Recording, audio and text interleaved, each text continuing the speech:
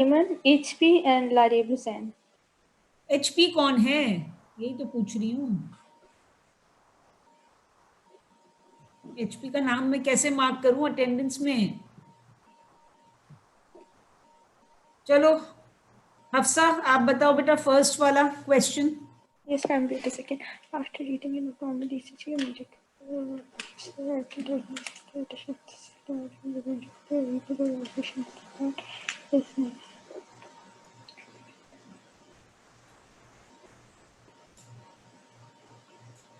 ST segment, elevation in ST segment. Ventricular repolarization of the heart में problem है। Anyone else? Ma'am, decreased QRS. हाँ, decrease QRS तो बेटा ventricular depolarisation को देखता है ना। Yes, ma'am. Sorry. Increased QT interval. Increased QT interval, ठीक है हफ्सा? Yes, ma'am. समझ आया? जी। ठीक है, क्योंकि आपका क्यूटी इंटरवल में रीपोलराइजेशन आ रहा है। एसटी सेगमेंट तो क्या क्या शो करता है? What is ST segment showing? Isovolumic relaxation. हाँ, मतलब उसमें जो है एक्चुअली आप मैकेनिकल इवेंट नहीं, क्या इलेक्ट्रिकल इवेंट क्या हो रहा है? डीपोलराइजेशन कंप्लीट हो रही है उसके अंदर, ठीक है? Yes, And ma'am. then the T wave is showing the ventricular repolarization. Okay, next question. Hafiza Ayman. Yes, ma'am. Out of standard limits of the ECG, the lead to represent the potential difference between the right arm and the left leg. यानी कौन सा option सही है? Ma'am, C वाला. सी वाला is right arm and the left leg. सही है, सब सही कह रहे हैं? Yes, ma'am. ठीक है, समझ आ गया? Okay, now who is HP?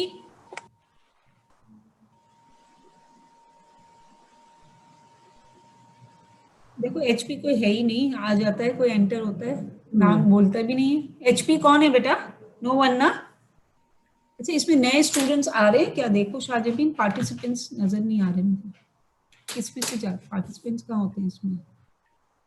अच्छा, लाइफ है एंटर एडमिट। और कौन है देखो, कौन एंटर हुआ? अच्छा, एक वही चार ही है मतलब। एचपी तो बोल Lareb. Okay Lareb, number Yes, 3। ma'am. Number 3. At which of the following place on chest the exploring electrode of lead 4 of ECG is placed? Ma'am, C. C कौन सही कह रही है? ये V1 कहाँ प्लेस करते हैं बेटा? Miss, right side, fourth intercostal space. Yes, fourth intercostal space है, फिफ्थ में नहीं है बेटा। Ma'am, sorry ma'am, मुझे लगा V4 है. अच्छा अच्छा, चलो कोई बात नहीं, V4 बताया तो ठीक है। चलो अब आगे चलें। Hafsa Yes, ma'am. यस बेटा, आप मुझे बताओ question number 4।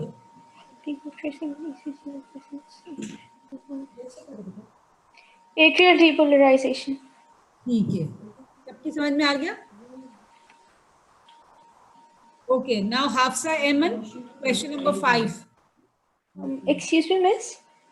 Can you please record this thing and upload it on the YouTube or whatever on YouTube, no, our FRPMC's YouTube channel, because a lot of people aren't able to attend this class because of internet बताओ issues. क्यों नहीं आए सारे बच्चे?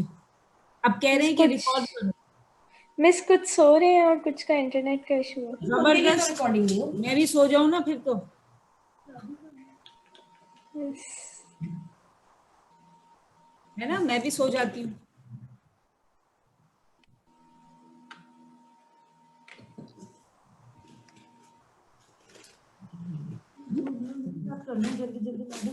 चलो हाँ, okay, now question number 5।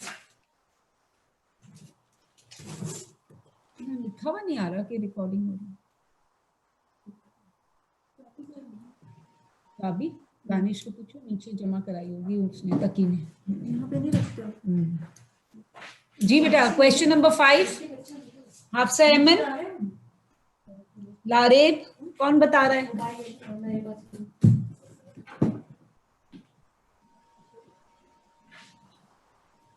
कहाँ गए सारे? इधर ही है। इधर ही हैं, सोच रहे हैं। HP,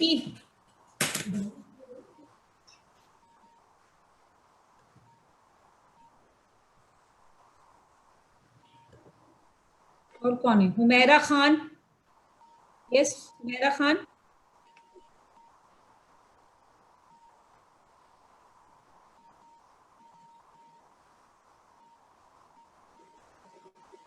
हफ्सा तुम बताओ बेटा। Yes, ma'am. Just 1 second. The ECG of a 60-year-old man.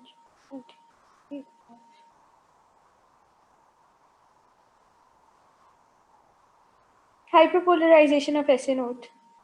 नहीं बेटा, we are on question number 5 नहीं हुआ है हमारा भी। Miss 5 का मैं ऑप्शन E बता रही हूँ। ऑप्शन, अच्छा 5 का ऑप्शन ही है हाइपरपोलराइजेशन ऑफ SA नोड है। नहीं, पहले आप ये देखो कि RR इंटरवल दिया है, ठीक है, तो Yes, आप ma'am. पहले उसका हार्ट रेट कैलकुलेट कीजिए RR इंटरवल से। कैसे कैलकुलेट करेंगे आप RR इंटरवल से? RR interval is the time for one heartbeat. So One I'll heartbeat, divide it by 60 seconds. 60 से आपने इसको डिवाइड कर दिया, very He good. has a normal heart rate. Sorry.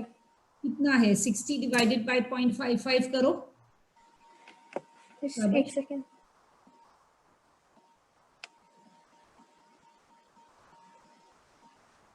क्यों डिवाइड किया 60 से? 60 is the total number of seconds in a minute, and then ठीक है, हम हार्ट रेट कैलकुलेट करेंगे 1 मिनट में, तो we divided by 60 divided by 0.55, तो कितना आ रहा है? मिस 1 सेकंड में कर रही हूँ, मुझे कैलकुलेटर नहीं मिल रहा। करो करो, कोई और करके दे इसको। चलो 60 डिवाइडेड बाय 0.55 क्विकली।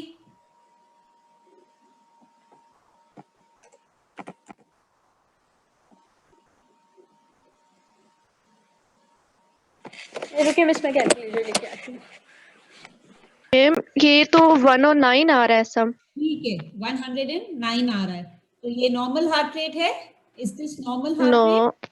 नो ये तो क्या कहेंगे इसको? What is this? Increase heart rate को क्या कहते हैं बेटा? 109. कि तो क्या कहते हैं इस कंडीशन को? When heart rate is more than 100, what it is known as? Tachycardia. Very good, tachycardia. So now read the options and tell me what may be the correct. C. हाँ, A और C. A. C क्यों? Parasympathetic stimulation में क्या होता है? Heart rate बढ़ जाता है, Reduce हो जाता Ma'am, है, A? sorry. कम हो जाता है। It's a, very good. Fever में हार्ट रेट जो होता है वो इंक्रीज हो जाता है। एथलीट में क्या होता है? लो. ब्रेडिकार्डिया होता है, ठीक है। और हाइपरपोलराइजेशन ऐसे नोट का होगा, again there will be bradycardia, ठीक है। Yes, ma'am. समझ आ गए सारे options? Hmm. Okay, now move on to the next. Yes, question number 6, Hafsa Eman.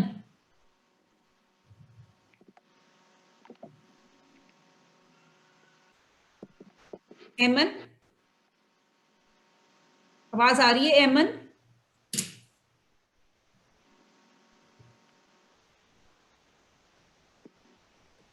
Ma'am बहुत ज्यादा डिस्टॉर्शन हो रही है। अच्छा, अब आप बता दो हुमैरा। आपने ma'am ST segment of ECG, it is not usually isoelectric and is mentioned on the beginning. इसका B नहीं, वो तो S में नहीं आता। It represents complete depolarization automatically. It is usually prolonged in my it is ma'am D option आएगा। कौन बताएगा? कौन करेगा इसको? यस, कौन सही This is करेगा? it B. It's B, beginning of S wave, End of S wave. End of S wave होता है, ठीक है, तो गलत है ये। और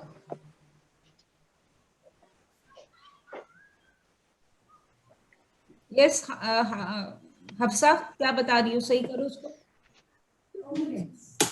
Shortened in nodal rhythm. हाँ,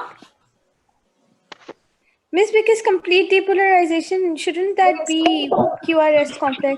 अभी हमने बात की थी कि ST segment is representing the complete depolarisation of the ventricles, ठीक है। Yes, ma'am. चलिए आगे कौन है, अब कौन एंटर हुआ है नया? 9 पार्टिसिपेंट्स आ रहे हैं मेरे पास। हुरैस, यस जी सलाम। हुरैस, वालेकुम अस्सलाम। Read this question. मैम कौन सा नाम की बात तरह करें? अपने नाम लिख लीजिए। हुरैस के नीचे 2 नाम नहीं आ रहे मेरे पास, सिर्फ उनका लोगो आ रहा है। यस हुरैस, जी ma'am. Question number 7। But with this axis of the heart, when the QRS complex is negative, downward in the lead 1 and negative downwards in the lead AVF. Lead में नेगेटिव है, उसमें नेगेटिव है। अच्छा ma'am ये आपकी होगी left axis DV नहीं, right axis deviation है ना आपकी, राइट एक्सिस डेविएशन मैम ई। ये क्या है? एक्सिस क्यूआरएस कॉम्प्लेक्स नेगेटिव है इन लीड 1 और लीड इसमें भी राइट एक्सिस बोल रहे हो? मैम लीड एवीएफ में अगर नेगेटिव है तो ऊपर की तरफ ये होगी आपकी right extreme deviation B. Yes, very good, it's extreme right axis deviation. दोनों नीचे हैं, दोनों thumbs down, rule of thumb है ना, जी मैम। दोनों thumb down means extreme right axis deviation. सबकी समझ में आ रहा है? Okay, Yes, ma'am. Yes, ma'am. Next. ये नाम नहीं आ रहे दो, आप लोग के पास आ रहे हैं दो नाम? कौन है ये दो बच्चे? Okay, Humaira, Humaira, Yes, ma'am. Yes, चलो अब आप बताओ Uh, next. 8। A 50-year-old man comes to the emergency department with severe chest pain. ECG shows ST segment elevation in leads 2, 3, and AVF. Which of the following wall of the myocardium is infarcted? Anterior, ma'am, anterior wall. सही कह रही है बेटा, ऐसी anterior wall कैसे तुमने कह दिया? लीड 2, 3 और एवीएफ, कहाँ पर इनका पॉजिटिव टर्मिनल कहाँ होता है तीनों का?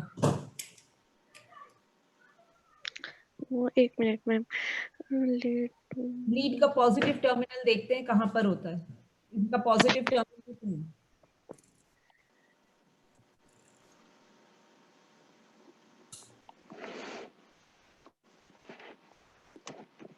हुरैस बताओ आप। Ma'am 2 minute. लीड 2, 3 और एवीएफ मैम ये इंफीरियर साइड से देख रहे हैं ना आपके हार्ट को, तो 2 मिनट। हाँ मैम,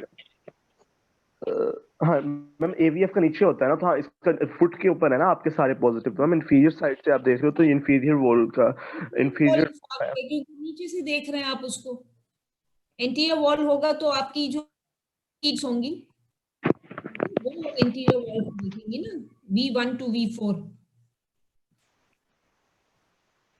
बेटा अब एंड आ गया है, बिल्कुल पढ़ने का सीजन आ गया है अब तो डेट्स भी आ गई हैं आप लोगों की, है ना? जी ma'am. Okay, question number 9, Hafsa. Yes, ma'am. Hafsa बताओ बेटा।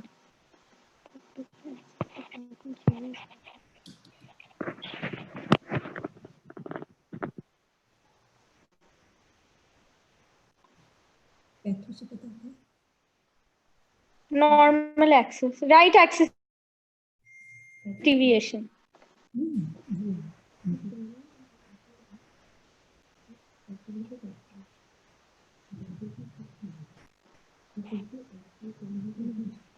हाँ बेटा क्या बताया? Right Question number axis deviation. right axis QRS is upward in lead 1 and negative. No कौन मैम, सही करेगा इसको? मैम लेफ्ट एक्सिस डेविएशन है। एक्सिस डेविएशन है। बेटा मैंने आपको बताया था रूल ऑफ थंब कितना सिंपल है कि आपने लीड 1 के अंदर ऊपर हाथ करा अंगूठा अपना और नेगेटिव किया नीचे एवीएफ में, तो they left each other, the thumbs they left each other, तो this is the left axis deviation. ठीक है, Yes, okay. ma'am. Now question number 10, Lareb. Yes,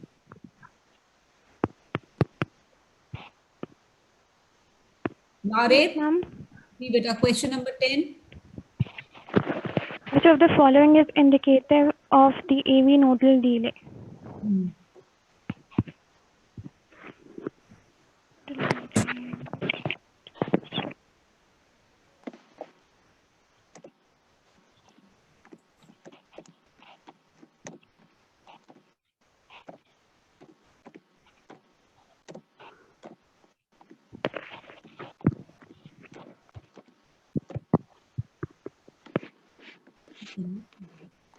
चलो बेटा, हाफजा अहमद आप बता Yes, दो। ma'am. I can. मैम इसका पीआर इंटरवल होगा। क्या होगा? इसको देखेंगे। मैम PR इंटरवल ही होगा, वो कह रही है। ठीक है, पीआर इंटरवल। ओके, आगे चलते हैं। Okay, now question number 1, read the question number 1। Hurais. जी ma'am, a 50 years old, a 54 years old male presented to the emergency with excruciating chest pain radiating to his neck, his jaw, and his difficulty in breathing. He also experienced the profuse sweating during the episode of the pain. Past medical history revealed the hypertension and hypercholesterolemia. He had been smoking for 20 cigarettes per day for the last 35 days. General physician examined showed the temperature 37.2 centigrade, heart rate 110, blood pressure 95 by 58. ECG recording shows ST segment elevated in lead AVL, V1, and V4. The cardiac enzymes were raised. What is the diagnosis? Ma'am, justify your answer with the relevant findings. क्या diagnosis है? तो ischemia हुआ है ma'am उसके heart का। Ma'am current of injury मिल रहा है ना हमें, तो करंट ऑफ इंजरी तो हमें इंफार्क्शन या इस्कीमिया के केसेस में मिलता है ना। मैम गलत बता? हाँ जी बेटा, डायग्नोसिस क्या बना रहे हो? मैम करंट ऑफ इंजरी मिल रहा है ना, तो करंट ऑफ इंजरी तो हमें इस्कीमिया के केस में मिलता है या इंफार्क्शन के केस में मिलता है। तो दिस इज एमआई का केस हो गया। ठीक है, मायोकार्डियल इंफार्क्शन, वेरी गुड। अच्छा, अब अपना जस्टिफाई विथ रेलिवेंट फाइंडिंग्स। कैसे तुम कह रहे हो एमआई है? Ma'am because findings there is current, ma'am current of injury है ना उसका AVL, V1, V4। एलिवेशन है। ठीक है, very good. Cardiac enzymes raised हैं, मींस के there is a damage to the myocardial Yeah. Cells, है ना? तो सेल्स में से एंजाइम्स रिलीज हो गए। ठीक है, फिर उसकी सारी पास्ट हिस्ट्री बड़ी वो है कि ही हैज गॉट हाइपरटेंशन, सारे रिस्क फैक्टर्स हैं उसके अंदर, स्मोकर है, कोलेस्ट्रॉल हाई है, ही इज हाइपरटेंसिव। हिस्ट्री बड़ी सजेस्टिव है कि he has a pain which is radiating कर रहा है पूरा। ठीक है, सो दिस आप इसको मैच कर लोगे अपना। ठीक है, now what does ECG changes indicate? Yes current Aqsa, of तुम इंजरी। बताओ ECG चेंजेस क्या इंडिकेट कर रहे हैं इसके? Miss, the ECG is showing the ST segment elevation, so that represents prolonged time for ventricular depolarization. Lead 1 AVL और V1 to V4, तो किधर किस एरिया का इंफाक्शन है most likely? Left, yes yes, Hurais, कहाँ का इंफाक्शन है? मैम आपका ये सिर्फ ईसीजी पढ़ के आया है। मैम मैं अभी कुछ नहीं पढ़ के आया क्योंकि मैं बीमार था। मैम ये आपका लेटरल बोन का एमआई होगा क्योंकि आपका नहीं पता नहीं। V4 है, तो हमारा पूरा इन्वॉल्व है, इंटीरियर भी आ रहा है और लेटरल वॉल भी आ रही है ना, बहुत बड़ा इंफार्क्ट है। V1 लेफ्ट साइड को देख रहा है, वो भी है, V1 है, सेप्टम भी इन्वॉल्व हो गया है, इंटीरियर वॉल भी है और lateral wall, antero lateral infarct हो गया। चलो जी, list 4 possible outcomes of illness in this patient. Quraish, शाबाश, पॉसिबल आउटकम्स क्या होंगे? मैम कोजेस पूछा किस वजह से हुई होगी मैम, क्योंकि हाइपर आउटकम क्या हो सकते हैं, इसके आउटकम क्या हो सकते हैं? सवाल को समझो, कॉजेस नहीं है। अच्छा लिस्ट द पॉसिबल आउटकम्स, ठीक है मैम। इन्फार्क्शन है तो मैम इस्कीमिया हो सकता है, फिर उसके बाद मैम नेक्रोसिस हो सकता है हार्ट के मसल्स का, और फिर तो क्या कार्डियक होता है? अरेस्ट होगा कार्डियक अल्टीमेटली। अरेस्ट हो गया, वेरी गुड, एक आउटकम तो आपने कह दिया, कार्डियक अरेस्ट हो गया, वेरी नाइस। और डेथ। डेथ आखिरी में लिख देना भाई। और क्या हो सकता है? कार्डियक फेलियर हो सकता है, heart failure. Okay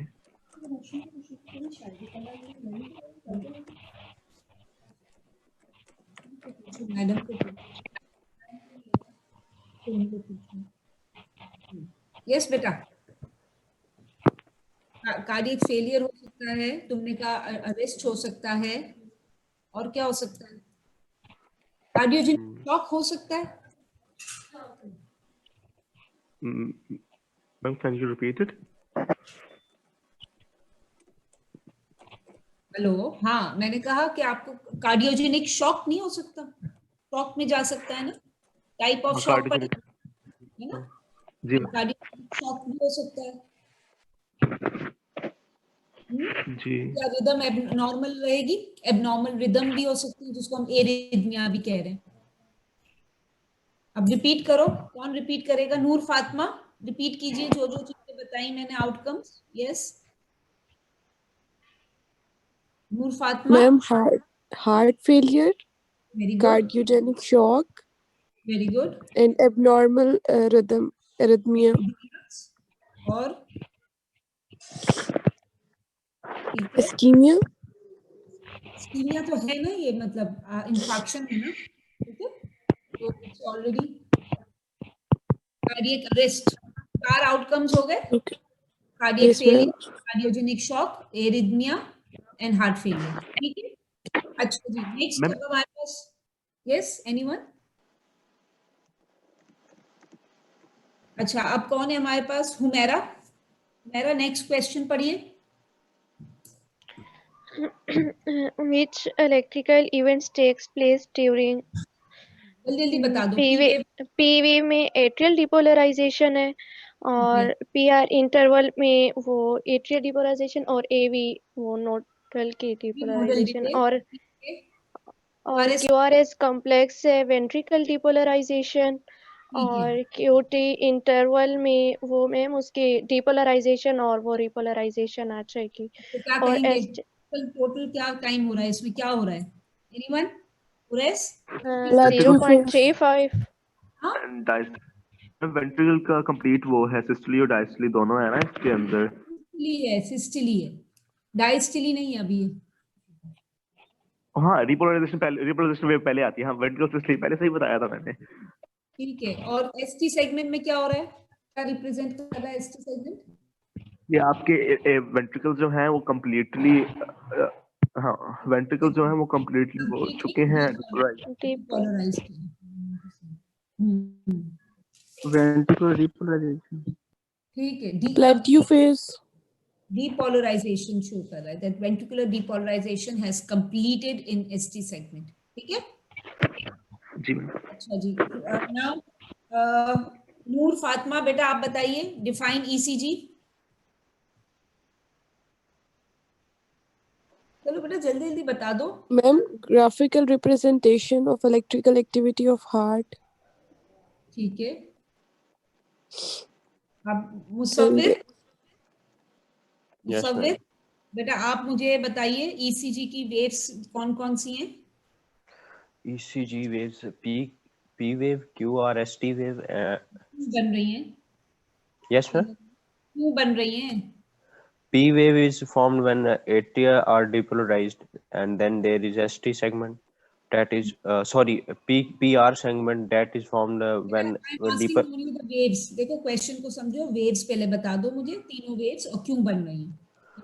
Yes, ma'am. P waves form when atrias are contacting, नहीं. and yes. ECG doesn't show the contractile events. 100 दफा बता दिया. ECG की डेफिनेशन क्या है?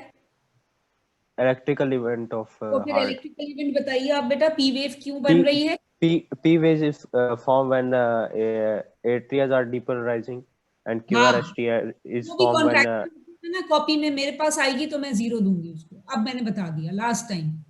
P wave doesn't show the atrial contraction. P wave indicates atrial depolarization. depolarization. Yes. ठीक है? QRST represent हाँ, ventricular depolarization, ठीक and है. T wave represent repolarization. बस Ventricular खत्म. repolarization. इलेक्ट्रिकल इवेंट की बात करेंगे हम ईसीजी में. अच्छा है भाई.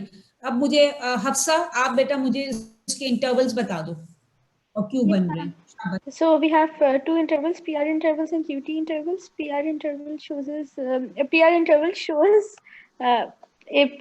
PR interval shows atrial depolarization, complete atrial depolarization, and it in terms of mechanical events it shows. PR interval पहले सही करो. हुरैस तुम बताओ पीआर इंटरवल क्यों बन रहा है?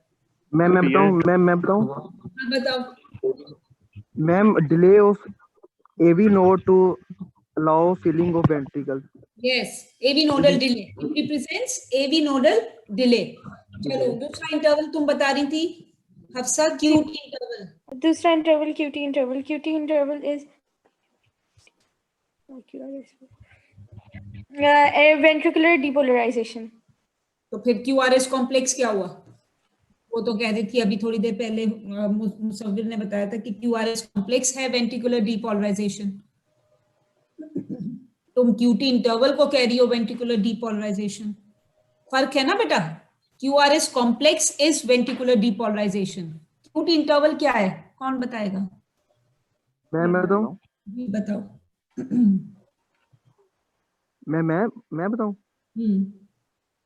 Ma'am it represents the time taken for ventricle depolarization and repolarization. Both the depolarization and repolarization means it is, अगर हम मैकेनिकली देखें तो इट्स कार्डियक वेंट्रिकुलर सिस्टली. ठीक है, समझ आया हफ्सा? कौन Yes, किसी ma'am. गलत? ठीक है. अच्छा जी, एसटी सेगमेंट कौन? अब सेगमेंट्स कौन बताएगा मुझे? सेगमेंट्स कौन बताएगा? शाबाश. Lareb. Yes, ma'am. Ma'am 3 segments होते हैं. जब मैम जो PR segment होता है it indicates the depolarization of the AV node. और मैम जो ST segment होता है वो plateau जो phase होता है वो show करता है before repolarization. और मैम जो TP segment होता है वो जो है diastole show करता है. ठीक है, चलो आगे चलें. Enlist the changes seen on ECG in angina and MI. कौन बताएगा? MI में कौन से 3 चेंजेस मैंने बताए थे लास्ट डिस्कशन में भी? ST segment elevation. हाँ शाबाश. एक ये होगा. दूसरा 3 चेंजेस मिलते हैं हमें MI में. कोई ऐड करेगा? Hurais. Ma'am large T wave. Large. Yes, कौन ऐड कर रहा है? Ma'am T wave. T wave तो नॉर्मली भी होती है ना बेटा. यस, आप बोल रहे थे हुरैस. मैम करंट ऑफ इंजरी तो उसी में ही आ गया ना. ST सेगमेंट तो आ गया ना. ST सेगमेंट एलिवेशन हो गया. ठीक है. 2 चेंजेस और बताए थे मैंने. कौन था लेक्चर में? Negative T wave. Negative T wave. T wave inversion. ठीक है, लिख लो अपने पास. 3 चेंजेस हैं. ST segment elevation, inverted T wave and Q wave. Q wave वैसे बहुत छोटी सी होती है ना. अगर बहुत डीप हो जाए that is indicative of myocardial infarction. अब किस लीड में है तो आप उसकी वॉल का भी बता सकते हो, ठीक है? V3 and V4. नहीं, डिपेंड करता है ना, अगर इंफीरियर वॉल का इंफाक्ट है या इंटीरियर वॉल का इंफाक्ट है या लेटरल वॉल का है तो उन लीड्स में ये चेंजेस देखोगे, ठीक है? अच्छा जी, और अंजाइना में there is ST segment depression.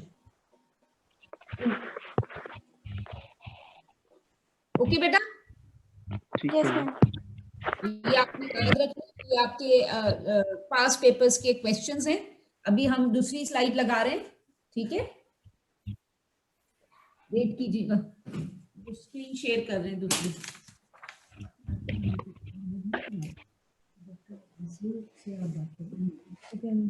कहेंगे कि मेरा पढ़ लो।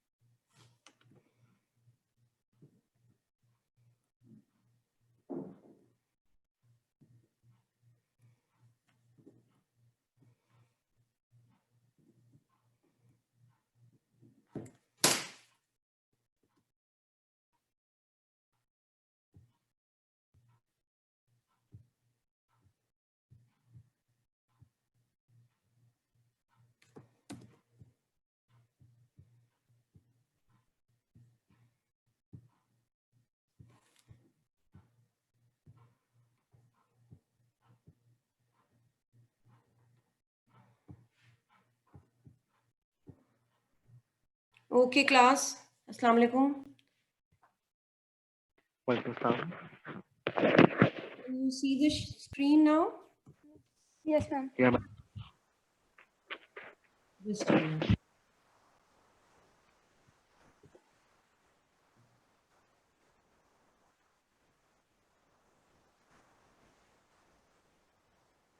Okay.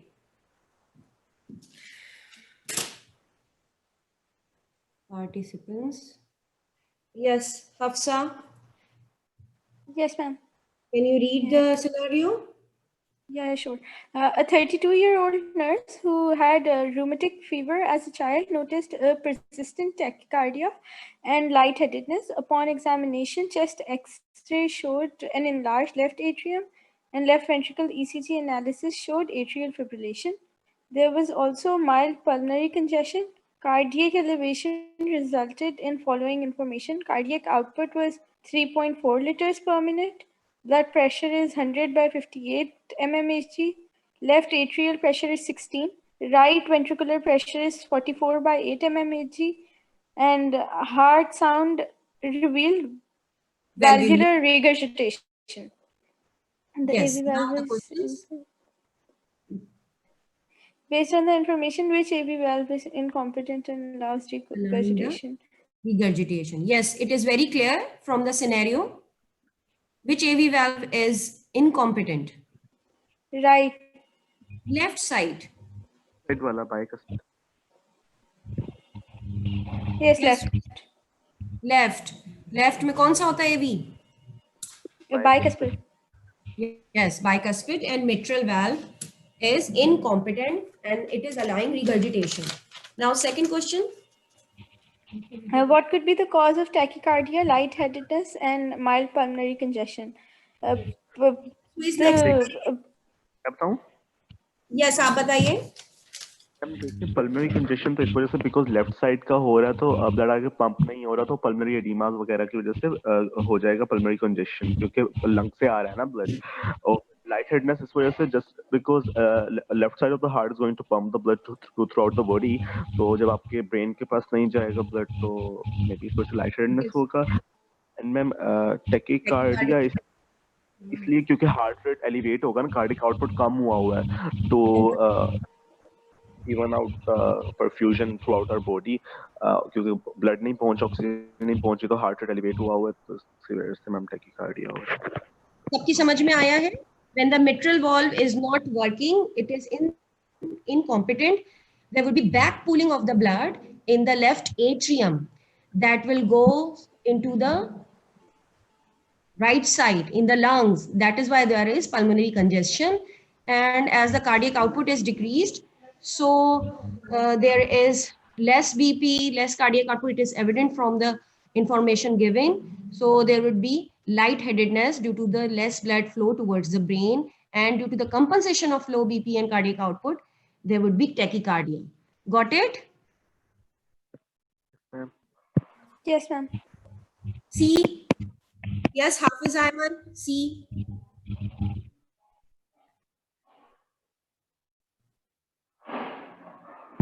Ayman. उनका मुझे मैसेज आया है कि उनका माइक नहीं चल रहा। अच्छा, it's okay. Humaira.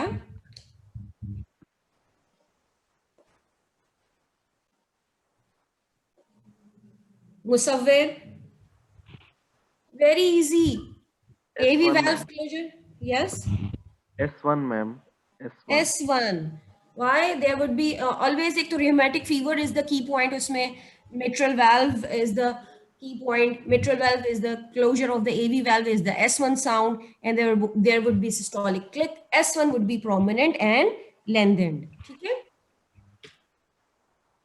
Now come to the second question. Yes, Lareb.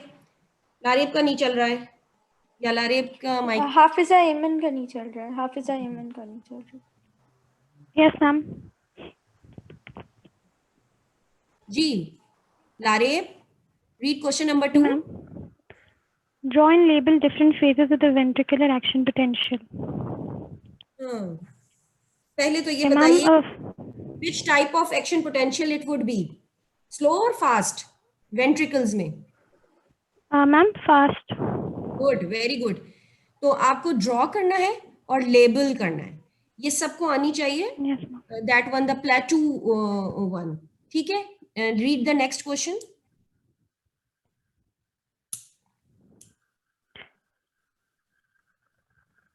Yes, Noor. Yes, ma'am.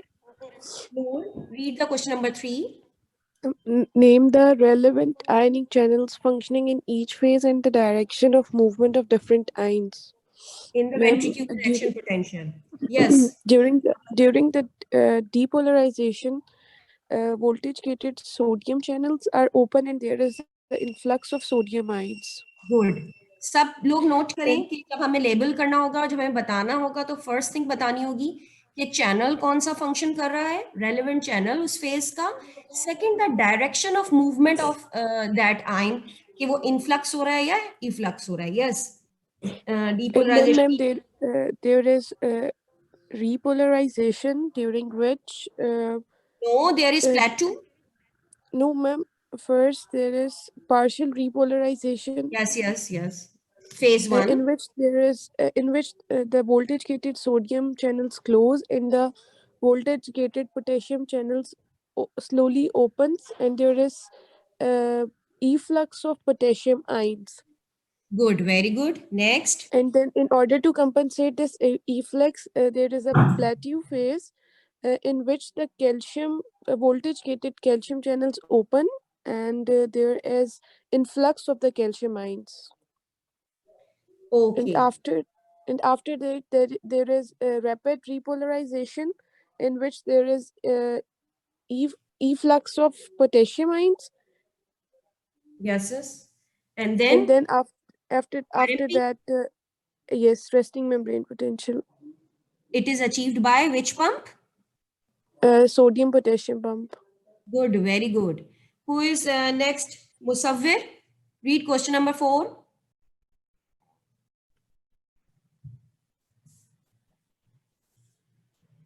Horace. जी ma'am, enlist the different phases of the cardiac cycle. Ma'am cardiac cycle में सबसे पहले आपके पास atrial systole होता है. Do you have to explain उसमें क्या होता है या just have to enlist them? अच्छा, एनलिस्ट करने में यस बिल्कुल एक्सप्लेन नहीं करना, एनलिस्ट कर लें और थोड़ा थोड़ा, लेकिन कोई फेजेस में मिस मत कीजिएगा. ठीक है. First of all there is atrial systole, ठीक है, जिसमें atrial contract करता है and blood is pumped to the ventricles. उसके बाद आपका आता है isovolumetric contraction in which on the same volume of the blood ventricles are contracting. This is ventricular systole, that is consist of isovolumic contraction. Yes. isovolumetric contraction हो रही है, उस same volume पे आपका ventricles contract कर रहे हैं, ठीक है. और उसके अंदर पहले AV valve बंद हो जाएंगे, फिर उसके बाद क्या होगा, आपके semiluminar valves जो हैं वो ओपन हो जाएंगे. Once the semiluminar valves are open, the phase of isovolumetric contraction ends and the phase of the rapid ejection of the ventricles starts, जिसके अंदर आपका प्रेशर 1 जाता है, फिर स्लो इजेक्शन है, फिर मतलब वेंट्रिकल का वो हो गया, फिर आइसोवोल्यूमेट्रिक रिलैक्सेशन होती है, जिसके स्टार्ट में आपके सेमाइलुनर वेल्व बंद. First hazing would be the ventricular diastole. It consists of isovolumic relaxation. Yes, you are right. उसके अंदर क्या होता है आपके सॉरी आपके नहीं, उसके अंदर क्या होता है कि आपके सेमाइलुनर वेल्व्स क्लोज हो जाते हैं and AV valves open at the end of once the AV valves open, the phase of isovolumic relaxation ends. Then the rapid inflow of the atrial blood into the ventricle due to the gravity, because blood gravitate downwards. और उसके बाद क्या होता है, उसके बाद diastasis. जी ma'am. This is filling phase. Yes. And this is rapid filling phase. इसके बाद क्या होता है, इसके बाद आपका डायस्टेसिस होता है. In diastasis, atria is just acting as a channel. Blood is coming from the superior inferior vena cava and it's getting drained into the ventricles. Atria is just acting as a channel. Then there's atrial systole again, and the cycle. Okay. Good. Next is yes, Hafsa. Read question number 5. Yes, ma'am. Outline pressure and volume changes taking place during ventricular systole. So the ventricular systole takes place basically in two parts, initial and later. The first part is when isovolumic contraction takes place. Yes. And both the semilunar and AV valves are closed. So the pressure increases and the volume remains constant. And then the second phase, the later phase, is when the AV valves remain shut. Yeah, and the semilunar valves open and your blood is ejected out of the heart to the aorta and the pulmonary trunk. And what happened to the pressure and volume? The pressure is reduced and the volume is also reduced because of ejection of blood to the aorta. Through the aorta into the body. Okay. Pressure is increased, volume is reduced. Hafiza Aman, Larib. Yes, ma'am. Read question number 6. Very easy. Why ventricular muscles does not tetanize? Ma'am, because जो cardiac muscles होता है उनका जो refractory period होता है वो longer होता है. इस वजह से ma'am they do not tetanize. Yes, ma'am. कितना longer होता है? किस phase तक होता है? Yes, ma'am. Ma'am, वो होता है from phase 0 to phase 3. First half of the phase 3 is the absolute one. Then the phase 3 and phase 4 is the relative refractory. Relative one, yes, ma'am. ये पूरी बात लिखनी है. Who is next? Humaira. Miss, इनका mic नहीं चल रहा.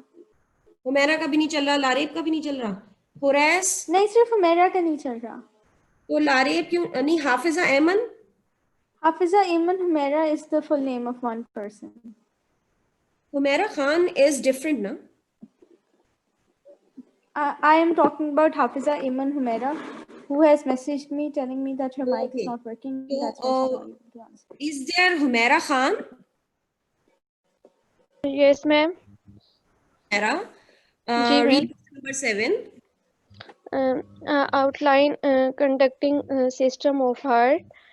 Yes. इसमें मैम ऐसे नोड से वो इम्पल्स होगी, फिर वो एट्रिया में आएगी, एट्रिया से एवी नोड, और फिर वो वेंट्रिकल में, राइट वेंट्रिकल से वो पल्मोनरी वेल से होती है, पल्मोनरी ट्रंक में जाएगी, उसके बाद जो है वो पल्मोनरी वेन से जो Anybody है वो else? Left atria. Horace? Ma'am मैं बताऊं? मैं बताऊं? Yes. मैं भी बता दूं। मैम आपको मेरी आवाज आ रही है? जी आ रही है, बताइए। मैम इसके मतलब जो पार्ट होते हैं, the main part of the systems are SA node होता है, एवी नोड होता है, बंडल ऑफ हिस होता है, बंडल ब्रांचिड होता है, फिर ना परकंजी फाइबर्स आ जाते हैं।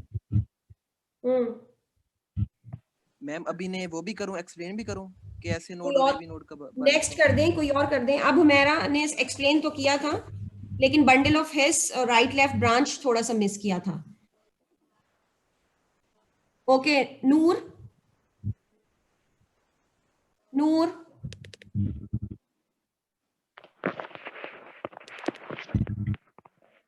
you there? मुसव्विर?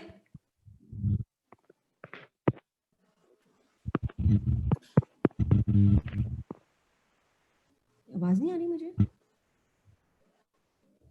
Can you hear me? Yes, ma'am. Okay. Explain करें conductive system.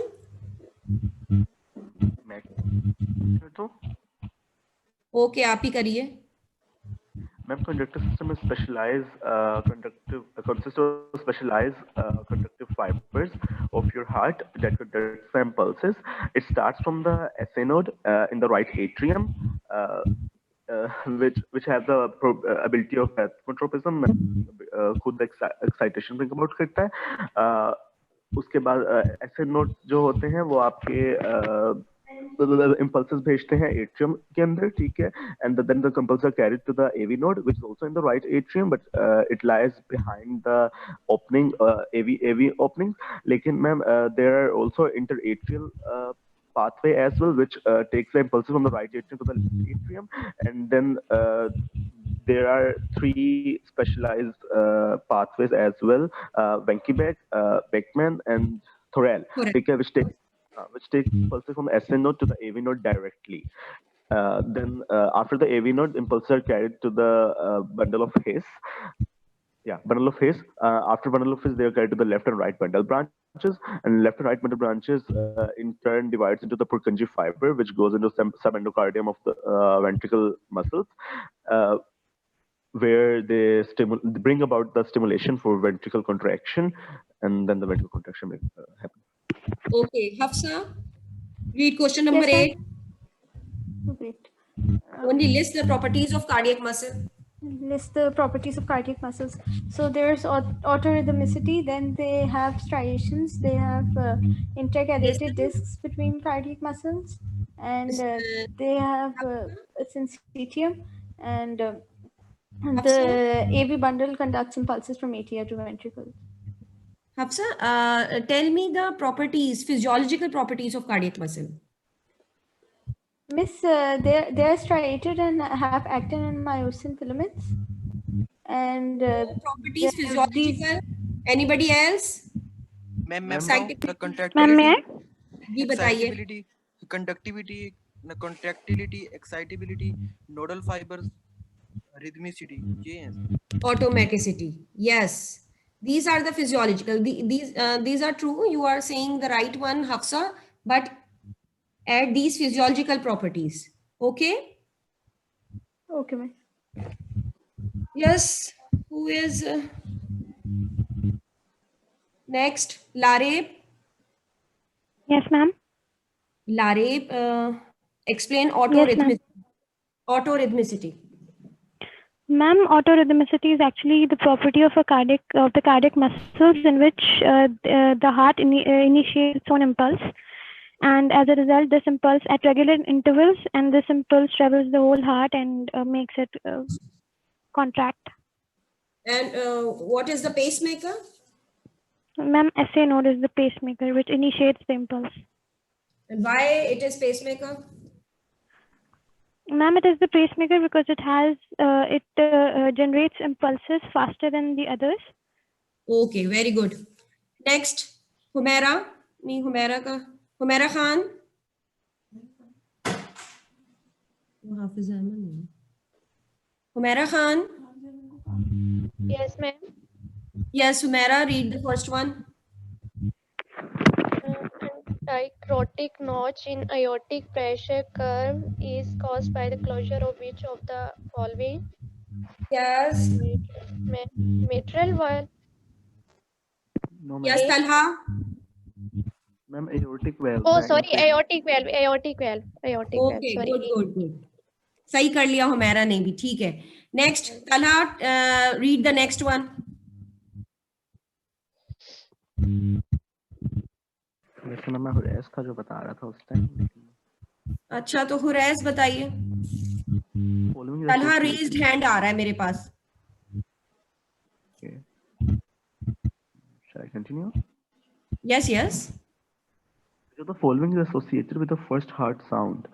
Injection of the blood into the ventricle during the atrial contraction. 9. The closing of the AV valve. Ma'am, B. Very good. सबको भी पता है ना, तो learn by heart this thing. Come to question number 3. Musawwir.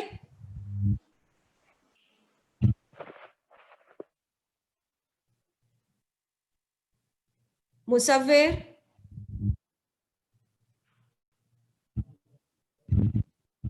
Okay. Noor. Noor.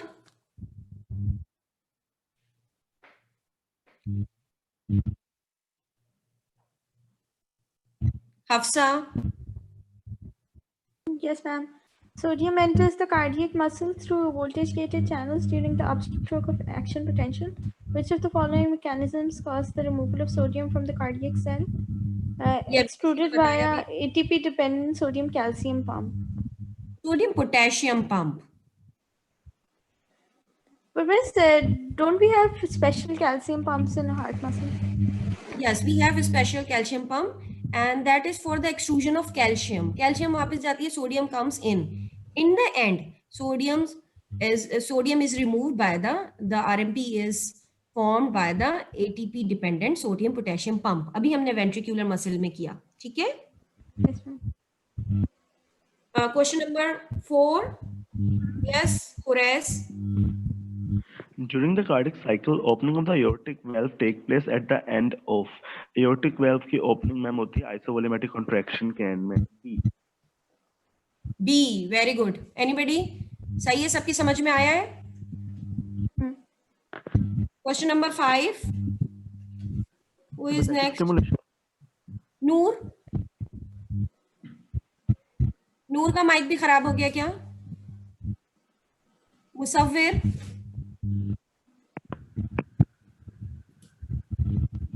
मुसव्विर.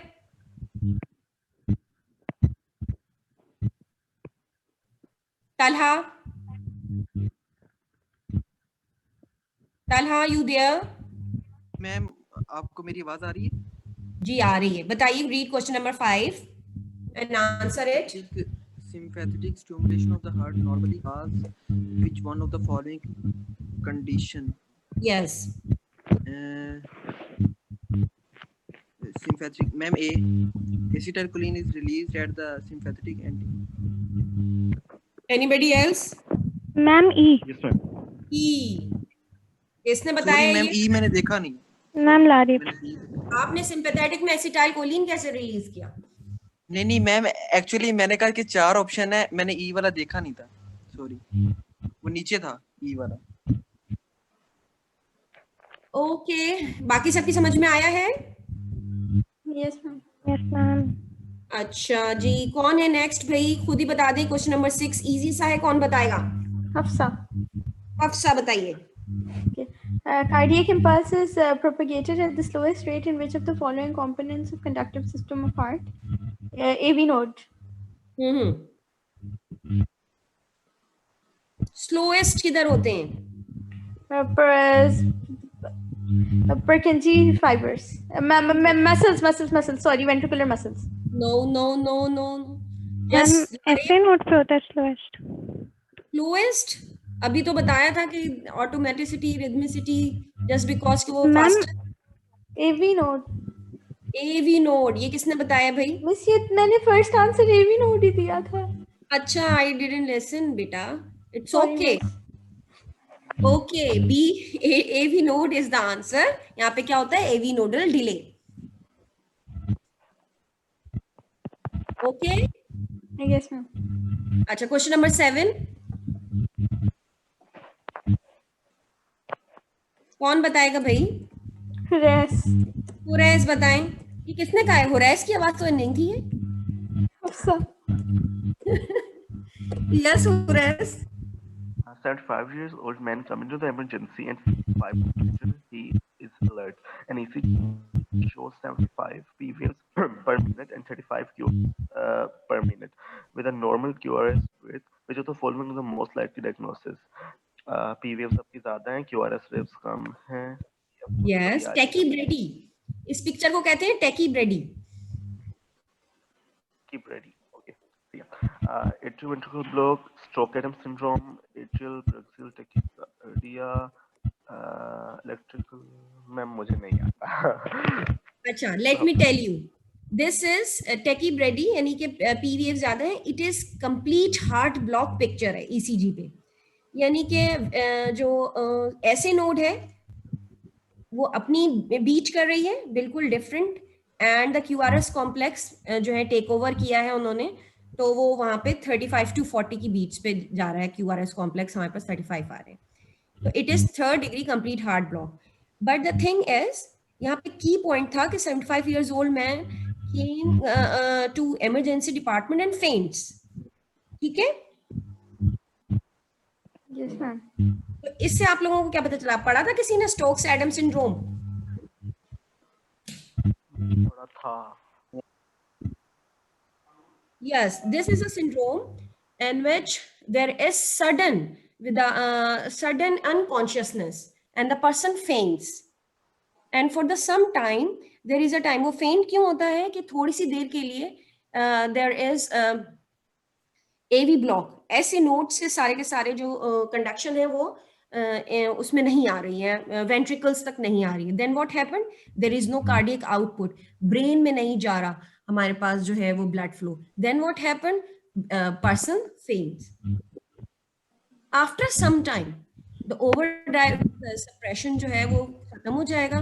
जो हमारे पास जो ऐसे नोड के अलावा जो हमारे पास और कौन से बंडल होते हैं जो ऑटोमेटिसिटी कर सकते हैं? कौन कौन से एरियाज हैं? AV node and Purkinje fibers. The Purkinje fibers will take over और वो अपना QRS अलहदा करेंगे. There is complete dissociation. QRS complex बिल्कुल नॉर्मल है, वो अलहदा ventricles जो हैं वो बीट कर रहे हैं और ऐसे नोड अलहदा करिए. 75 waves per minute. This is 3rd degree complete heart block picture, and as the man faints and then become alert, this is Stokes Adams syndrome. Got it? Yes, ma'am. Next. AV block नहीं आते थे क्योंकि like ऐसे अपना कह रहे हैं beat और AV ब्लॉक है. अगर इन्होंने लिखा yes this is a type of AV block, 3rd degree heart block की पिक्चर आती है. लेकिन AV ब्लॉक में इन्होंने अब यहाँ पे ये नहीं बताया हुआ है कि 1st डिग्री है, 2nd डिग्री है, 3rd डिग्री है. और क्योंकि फेंटिंग की हिस्ट्री है तो we will go for the Stokes Adam syndrome. ठीक है. अगर स्टोक्स एडम सिंड्रोम नहीं होता तो we will do this atrioventricular block. ठीक है. ओके जी. लास्ट वन कौन बताएगा? मैं बताइए. In a resting adult, the typical ventricular ejection fraction is 60%.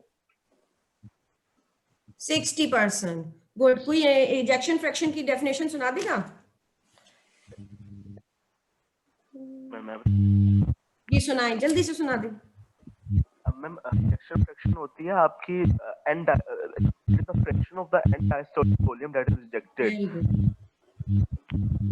ठीक है. अब जो है वो नेक्स्ट आपसे स्क्रीन शेयर करते हैं.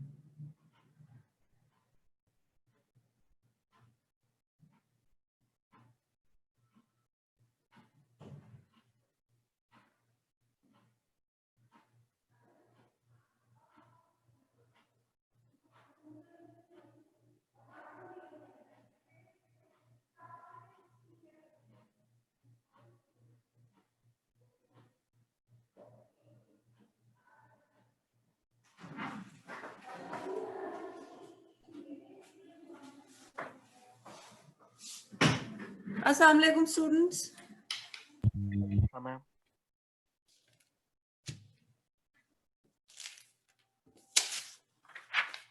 अच्छा, आवाज आ रही है सबको? Yes ma'am. ओके, फर्स्ट कौन है? पढ़ो बेटा, फर्स्ट पढ़ो MCQ. An acute decrease in the arterial blood pressure elicits which of the following compensatory changes? A decrease in the firing rate of carotid sinus nerve, yes. Increased parasympathetic outflow, no. Decreased heart rate, no. Decreased contractility, no. Decreased mean systemic filling pressure, ma'am ये compensatory change नहीं है। तो A। इसको थोड़ा सा कैसे इसको तुमने किया, एक्सप्लेन करो, पीछे क्या लॉजिक है? आपकी जो आर्टरीज में जब ब्लड प्रेशर इंक्रीज होता है ना, तो आपके जो बेरो रिसेप्टर्स होते हैं जब इंक्रीज होता है तो वो स्टिमुलेशन भेजते हैं आपके वेजोमोटर सेंटर को कि इंक्रीज हो गया, पैरासिम्पैथेटिक स्टिमुलेशन ब्रिंग अबाउट करवाओ। जब डिक्रीज होता है तो मैम वैसे वो नॉर्मली फायर कर रहे होते हैं कांस्टेंट रेट पे, इंक्रीज हुआ तो वो ज्यादा इंपल्स भेजेंगे, अगर डिक्रीज होता है तो तब वो इंपल्स भेजना बंद कर देते हैं। तो वेजोमीटर इसको डिटेक्ट करता है कि अच्छा भेजना बंद कर दिया, तो वो सिम्पैथेटिक स्टिमुलेशन ब्रिंग अबाउट करते हैं। तो जो ए था, ए में लिखा हुआ था कि फायरिंग रेट carotid sinus जो होगा डिक्रीज हो जाएगा। हाँ, डिक्रीज होगा। बाकी सारे जो है मैम, बाकी सबको समझ आ गई? Yes, ma'am. नेक्स्ट बोलो बेटा।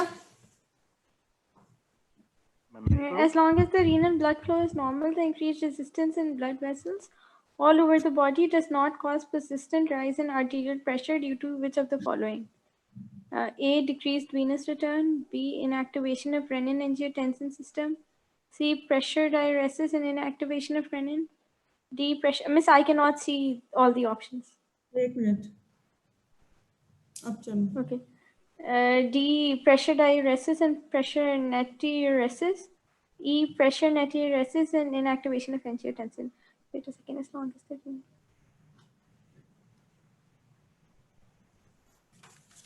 inactivation of renin-angiotensin system. Inactivation of renin angiotensin, इसमें तो रीनल ब्लड फ्लो नॉर्मल है। Decreased venous return. नहीं, D D D pressure direction, pressure natriuresis, क्योंकि आपकी पूरी बॉडी का आर्टीरियल प्रेशर जो होता है वो जो पूरी बॉडी में जा रहा होगा वो आपकी किडनी में भी जा रहा होगा, जो जब वो अगर ज्यादा होगा तो कम हो जाएगा। Yes, the answer is D, क्योंकि इसमें renal blood flow is normal. तो अगर जितना भी रेजिस्टेंस है और अगर आर्टीरियल प्रेशर बढ़ भी रहा है तो क्या होगा, सारा वो किडनी में भी जाएगा और वहां पे क्या हो जाएगा, प्रेशर डायरेसिस। प्रेशर डायरेसिस और नेट्रियोरेसिस का मतलब पता है सबको? मुझे पता है। अभी किसने पढ़ा था ये सेकंड वाला? हफ्सा ने पढ़ा था। पढ़ा मैंने था। हफ्सा? Yes, ma'am. बेटा प्रेशर डायरेसिस क्या होता है? Miss,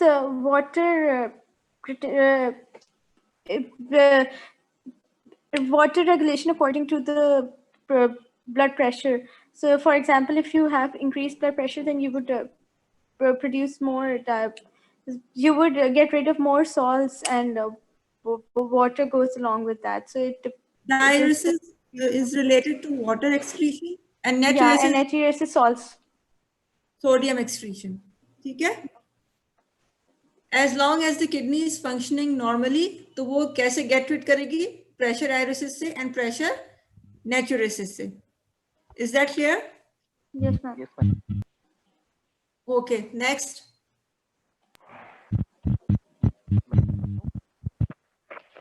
Next पढ़ो कौन है? मेरा मैं हाँ बेटा पढ़ो। In neurogenic shock, there occurs peripheral vasodilation, peripheral vasoconstriction, vasoconstriction only, arteriolar vasodilation only, no effect on the vessel. Ma'am, peripheral vasodilation. Yes, बहुत ही इजी है, इसमें कोई क्वेश्चन तो नहीं है। न्यूरोजेनिक शॉक में क्या होता है, पेरिफेरल वेजोडाइलेशन हो जाती है। ठीक है? Yes, ma'am. चलो फोर्थ।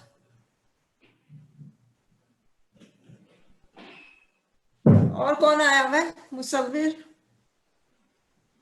कौन कौन है बेटा, पढ़ो जल्दी से। Which of the following would be expected to occur during Cushing reaction caused by brain ischemia? Increase in sympathetic activity, explain करो। जब ब्रेन का इस्कीमिया होगा तो फिर sympathetic activity of heart increase होगी ताकि हार्ट जोर से पंप करे और ब्रेन के पास जो है ब्रेन के पास ब्लड जो फ्लो है वो इंक्रीज हो और जो है वो इस्कीमिया को ओवरकम कर सके। Eight which level of blood pressure ये कशिंग रिएक्शन होता है? कितना कम होना चाहिए arterial pressure? I don't know ma'am.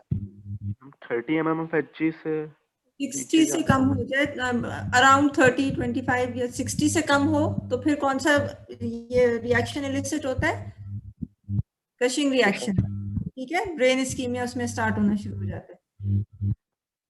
Any question in this? Ma'am ये क्वेश्चन रिएक्शन और लास्ट स्टैंड जो है आपका ये दोनों सेम है? क्या चीज? क्वेश्चन रिएक्शन और सीएनएस इस्केमिक रिस्पांस जो है लास्ट स्टैंड जो है वो दोनों सेम है। चलो नेक्स्ट करो। After a mild hemorrhage, compensatory response initiated by the baroreceptor reflex keeps the blood pressure at or close to the normal value. Which one of the following value is less after the compensation of the hemorrhage than it was before the hemorrhage? अच्छा कौन सी करना है? ठीक है। Compliance, heart rate, नहीं, vascular contractility, ventricular contractility, नहीं, total peripheral resistance, या मतलब total peripheral resistance कम होगी। डी कॉम्पनसेटरी रिस्पॉन्स है बेटा माइल्ड हेमरेज के बाद। जब हेमरेज के बाद कॉम्पनसेटरी रिस्पॉन्स में क्या होगा? Haemorrhage means that blood pressure is decreasing. ठीक है, when blood pressure is decreasing baroreceptor reflex को क्या होगा पहले? मैम वो बेरोरेसेप्टर जो है इंपल्स भेजना बंद कर देंगे, आपके वेसोमोटर सिंपैथेटिक आउट करवाएगा। सिंपैथेटिक क्या करेगा? मैम सिंपैथेटिक जो होगा वेसोकंस्ट्रिक्शंस करवाएगा, आपके वेनस एंड पे आर्टेरियोल्स की वेसोडाइलेशन करवाएगा, जिसकी वजह से टोटल पेरिफेरल रेजिस्टेंस कम हो जाएगी, आपका सिस्टेमिक फिलिंग प्रेशर बढ़ जाएगा और हार्ट करवाएगा, टोटल पेरिफेरल रेजिस्टेंस को इंक्रीज करेगा ताकि वीनस रिटर्न बढ़े, कॉन्ट्रैक्टिलिटी इंक्रीज हो। मैम वेन्स के रिजर्वायर कॉन्ट्रैक्ट करवाएगा ना और आर्टेरियोल्स को डायलेट करवाएगा। वीनस कंप्लायंस को इंक्रीज करवाएगा। मैम वेनस कंप्लायंस डिक्रीज करवाएगा ना, क्योंकि वेन्स कॉन्ट्रैक्ट करेंगे, वो ब्लड को दूसरी साइड आर्टेरियल साइड पे पंप करेंगे, लेकिन आर्टेरियोल्स को डायलेट करेगा ताकि आर्टेरियोल्स से ब्लड वेनस साइड पे जाए और हार्ट पे जाए।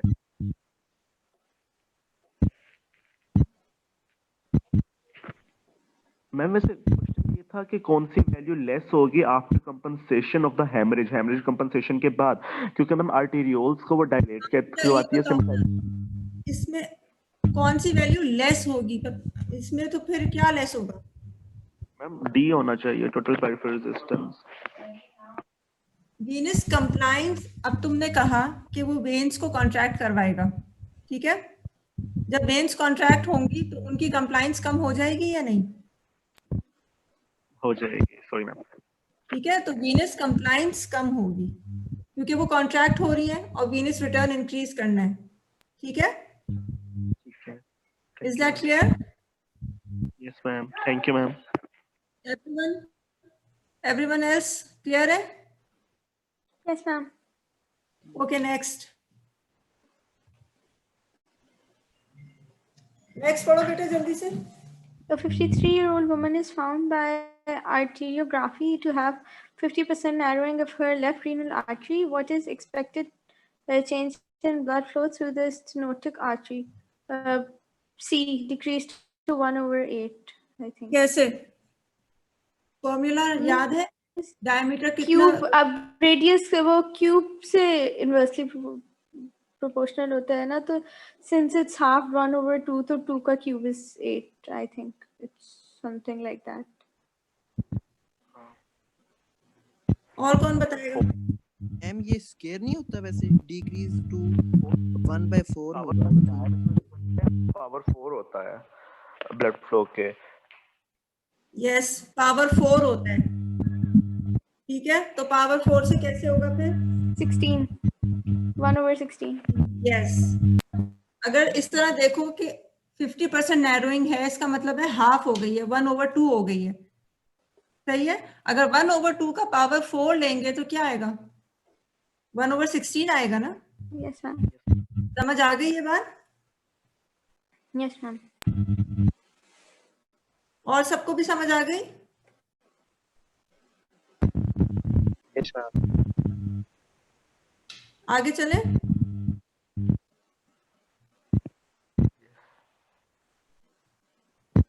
सिर्फ 2 ही लोग हैं क्या यहाँ पे, हफ्सा और उवैस? नूर फातिमा है?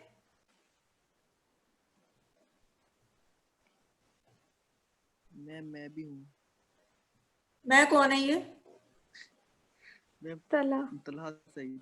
तलहा सईद पढ़ो बेटा, फिर चुप क्यों बैठे हो?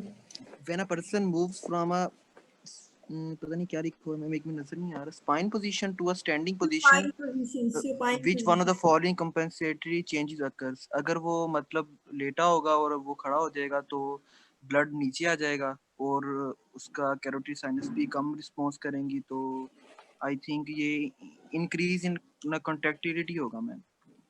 Yes, very good. Increased contractility due to increased sympathetic activity. सही है, आगे चलें।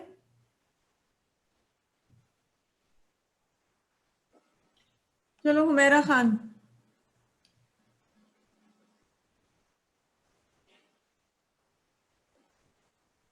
हुमैरा, नूर फातिमा, लारेब, कोई भी नहीं है? Yes, ma'am. पढ़ो बेटा। A 66-year-old man who has had a sympathectomy experiences a greater than normal fall in the arterial pressure upon standing up. The explanation for this occurrence is an exaggerated response of the renin-angiotensin-aldosterone system, a suppressed response of the renin-angiotensin-aldosterone system, an exaggerated response of the baroreceptor mechanism, a suppressed response of the baroreceptor mechanism, and no response at all. ये वही Ma'am, चलता आ रहा है। हाँ बोलो। Ma'am baroreceptor reflexes activate हो जाते हैं इस वजह से।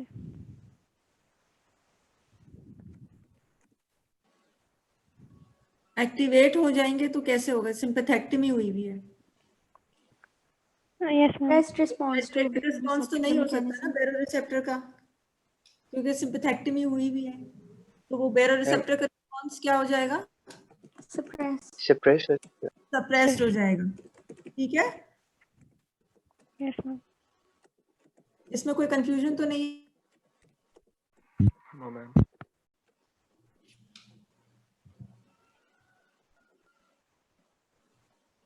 Now describe the short term regulation of blood pressure. कितनी regulations होती हैं, पहले जल्दी से ये बता दो। Short term and long term. Short term and long term होती है, कुछ बुक्स में इंटरमीडिएट भी है। ठीक है, शॉर्ट टर्म में क्या है अभी हमने सब discuss? Nervous regulation ma'am. Nervous regulation, nervous में कौन सी है? Baroreceptor, central ischemic response, CNS ischemic response, intermediate। आवाज नहीं आ रही मैम, अब आ रही है? डिस्टर्बेंस है, जोर से बोलो। आ जाती है नर्वस वाली, बैरोरेसेप्टर, कीमोरेसेप्टर और सेंट्रल नर्वस सिस्टम, और इसमें आपके पास आ जाता है आपका स्ट्रेच रिलैक्स, कैपिलरी शिफ्ट जो आपका फ्लूइड शिफ्ट है, और उसके अलावा मैम आपका आ जाता है उसके अंदर रेनिन एंजियोटेंसिन का मैम वेसोकंस्ट्रिक्टर मैकेनिज्म जो होता है वो। फिर लॉन्ग टर्म में शॉर्ट टर्म रेगुलेशन का पूछा है तो शॉर्ट टर्म पे ही रहना है। ठीक है, बैरोरिसेप्टर आ गया, कीमोरेसेप्टर, सीएनएस इस्केमिक रिस्पांस। मैंने आगे नंबर भी इसीलिए लिखा है ताकि पता चले कि इतने मार्क्स का क्वेश्चन है तो कितना लिखना होगा। सही है, 3 मार्क्स का है तो हम ये 3 इसमें लिखेंगे और फिर इन तीनों को थोड़ा थोड़ा सा एक्सप्लेन कर देना है। सही है? बैरोरिसेप्टर रिफ्लेक्स का जो भी कंसाइज के अगर वो एक्टिवेट होंगे तो क्या इफेक्ट होगा, और अगर उनका फायरिंग रेट डिक्रीज हो जाएगा तो क्या इफेक्ट होगा। ठीक है, इंक्रीज ब्लड प्रेशर पे वो कैसे रिस्पॉन्ड कर रहे हैं, डिक्रीज पे कैसे रिस्पॉन्ड कर रहे हैं। इसी तरह नेक्स्ट कौन सा है? कीमोरेसेप्टर। ठीक है, वो किस चीज को रिस्पॉन्ड कर रहे हैं और वो उनका इंक्रीज कब हो रहा है और डिक्रीज कब हो रहा है, ये सब चीजें लिखनी है फॉर द 3 मार्क्स। क्लियर है ये बात? जी मैम। Yes, ma'am. ठीक है, नेक्स्ट क्या है देखो, define mean arterial pressure. Mean arterial pressure जल्दी से बताओ। Miss, it is the average pressure in a patient's arteries during one cardiac cycle, and it is affected by cardiac output and total peripheral resistance. ठीक है, इसका formula क्या था? Cardiac output into TPR. Mean वो arterial pressure का formula है cardiac output into TPR. Mean arterial pressure का एक और फॉर्मूला है, वो क्या है? मैम सिस्टोलिक मैं बताऊं? Diastolic over 3। मैं बताऊं? बताओ बेटा। Ma'am systolic blood pressure plus और फिर मल्टीप्लाई का साइन आ जाएगा, फिर 2 multiply by systolic blood pressure over 3 आ जाएगा।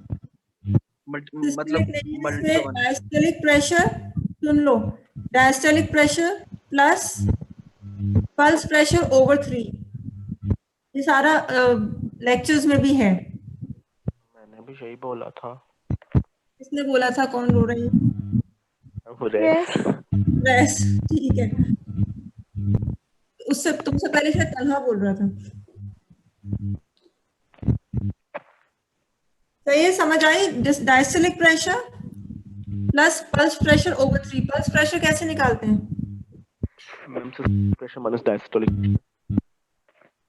ठीक है, पल्स प्रेशर निकालते हैं and diastolic minus systolic, I think. Systolic minus diastolic 120 minus 80। ठीक है, सिंपल है बिल्कुल। तलहा? जी मैम, जी मैम। फॉर्मूला समझ आ गया? जी मैम, बिल्कुल आ गया समझ। पल्स प्रेशर का लिख लिया, सिस्टोलिक माइनस डायस्टोलिक। डायस्टोलिक, जी मैम। ठीक है, अच्छा इसके मीन आर्टेरियल प्रेशर का नॉर्मल वैल्यू बताओ। 80। 100। टाइटन में क्या लिखी है? 98 होगी। लिखी हुई है 3 एक जगह उसे 7 बोला हुआ है, वैसे टू बी एक्यूरेट 93 है जो डॉक्टर नजीब ने बताई। डॉक्टर नजीब ने, ठीक है, मगर ये वेरिएशंस तो होती हैं, मगर हम 100 ले लेते हैं। ठीक है, कि मैम वो ना शंटिंग हो रही होती है ना ब्लड की, इस वजह से वो डिक्रीज हो जाती है। सही है। अब आगे नेक्स्ट क्या है? List responses of vasomotor centre to decrease mean arterial pressure. ये भी 3 मार्क्स का है। इसमें vasomotor centre, it's the same thing. क्या हो रहा है इसमें? क्या लिखोगे? जल्दी से बता दो। मैम सबसे पहले अगर हमारा ब्लड प्रेशर थोड़ा हो गया है तो उस पे ये होगा कि कैरोटिड जो साइनस होंगी वो मतलब उन पे वो नहीं जाएगा, एक्शन पोटेंशियल जनरेट नहीं होगा। और वो बेटा लिस्ट पहले करो, लिस्ट करो पहले। मुझे नाम बताओ रिस्पॉन्सेज के ड्यू टू जो फिर डिक्रीज मीन आर्टेरियल प्रेशर है, तो कौन से रिस्पॉन्सेज है पहले उनको लिस्ट करो। मैम कीमो रिसेप्टर होंगे और इसके अलावा सबसे पहले बैरो रिसेप्टर बोला करो। ठीक है, सबसे पहले बैरो रिसेप्टर। ओके मैम, ठीक है। फर्स्ट इज बैरो रिसेप्टर, फिर आओ कीमो पे, उसके बाद बस ये 2 ही होंगे। उसके अलावा तो वो होता है रेनिन एंजियोटेंसिन वाला, लेकिन वो तो बाद में प्रोड्यूस होता है। Ischaemic response, CNS ischaemic response, Cushing reaction, उसको नहीं भूलना। ये जो नर्वस रेगुलेशन है, जो शॉर्ट टर्म रेगुलेशन है, इसमें ये 3 सबसे पहले आएंगे।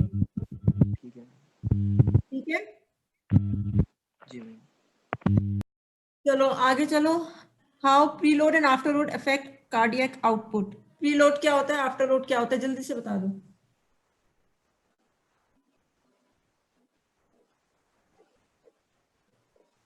चल हाँ।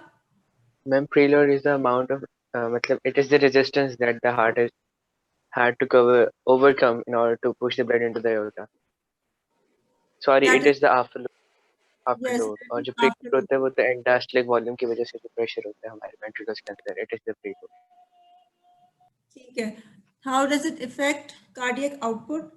अगर preload increase होगा तो क्या होगा? Cardiac output भी increase होगा because of Frank Starling law. Very good. मगर अगर if the heart is damaged, then what will happen? If the heart is going in cardiac failure and preload is increasing, edema. Cardiac output पे effect तो बताओ पहले बेटा। वैसे reduce हो cardiac जाएगा आउटपुट फिर। लो हो जाएगी क्योंकि मैम ये जो होता है इफेक्ट होता है P is equal to 2 multiply with tension over radius वाला जो सीन है वो वाला नहीं होगा ना, मतलब जो इफेक्ट होगा, और जो हमारा हार्ट है वो उसकी थिकनेस ना बढ़ जाएगी, रेडियस इंक्रीज हो जाएगा तो प्रेशर डिक्रीज हो जाएगा और कॉन्ट्रैक्टिलिटी फैक्टर पे भी इफेक्ट होगा हार्ट की और उसकी कार्डिक इट डिपेंड्स कि अगर कंपनसेटरी हार्ट फेलियर है या डीकंपनसेटरी हार्ट फेलियर है। अगर कंपनसेटरी हार्ट फेलियर है तो फिर वो राइट एट्रियल प्रेशर इंक्रीज करके हार्ट कंपनसेट करने की कोशिश करेगा, मगर अगर डीकंपनसेटरी हार्ट फेलियर है तो फिर उसका कार्डिक आउटपुट डिक्रीज होता जाएगा, वो विशियस साइकिल में कन्वर्ट हो जाएगा। प्रीलोड इंक्रीज होता जाएगा और कार्डियक आउटपुट डिक्रीज होता जाएगा। ठीक है, नॉर्मल हार्ट में as preload increases cardiac output increases, diseased heart में preload increases cardiac output decreases। ये 2 पॉइंट्स याद रखना। क्लियर है ये चीज? Yes, ma'am. Now afterload में क्या होगा? If afterload is increasing, cardiac output को क्या होगा? मैम डिक्रीज होगा क्योंकि उसको ज्यादा रेजिस्टेंस फेस करनी पड़ रही है। Yes, afterload increases, cardiac output decreases, inversely proportional है। Afterload कब increase होता है? Which जब आप condition? टोटल पेरिफेरल रेजिस्टेंस बढ़ जाए, say for example sympathetic stimulation bring about to ये पूरी बॉडी में सीरियस कंस्ट्रक्ट हुए हैं। Simply disease कौन सी है? हमें एथेरोस्क्लेरोसिस, हाइपरटेंशन में। ठीक है, कार्डिक स्टेनोसिस भी हो सकती है मैम, इसके अलावा हाइपरटेंशन भी। मोस्ट कॉमन हाइपरटेंशन कह दो। सही। अच्छा, फ्रैंक स्टार्लिंग मैकेनिज्म अभी बताया था शायद किसने, हफ्सा ने। क्या होता है Frank Starling mechanism? Miss, the pressure, increased blood pressure leads to increased contraction and increased force of increased input blood pressure leads to increased output blood pressure. Is what Frank Starling. Cardiac output की बात हो रही है। Increased cardiac output. the cardiac output is equal to the venous return. Yes. Increased venous return causes increase cardiac output. कैसे? Cardiac output venous return हुआ तो क्या हुआ? वेंट्रिकल्स ज्यादा एक्सपैंड हुए जिसकी वजह से वो कॉन्ट्रैक्ट पर ज्यादा होंगे। स्ट्रेच, जितने ज्यादा स्ट्रेच होंगे उतनी ज्यादा कॉन्ट्रैक्शन होगी। ठीक है, अगर इंक्रीज है filling of the ventricles is more stretching and forceful contraction, so cardiac output would be increased. This is Frank Starling mechanism in normal conditions हो रहा है। ठीक है,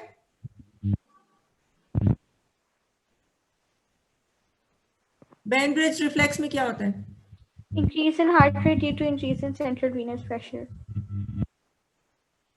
Due to increased stretching, again due to increased stretching of the walls, atrial wall. Atrial wall। ठीक है, now list determinants of cardiac output।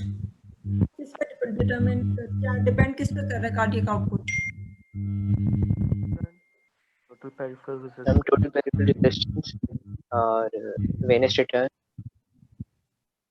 Yes, total peripheral resistance, venous return, और mean systemic filling pressure। mean systemic filling pressure। ये तो main है जो इस पे determine कर रहा है। ठीक है, और क्या हो सकता है? उसके अलावा एज हो सकती है और जेंडर डिफरेंस भी होता है। अच्छे वाले फैक्टर्स बताओ।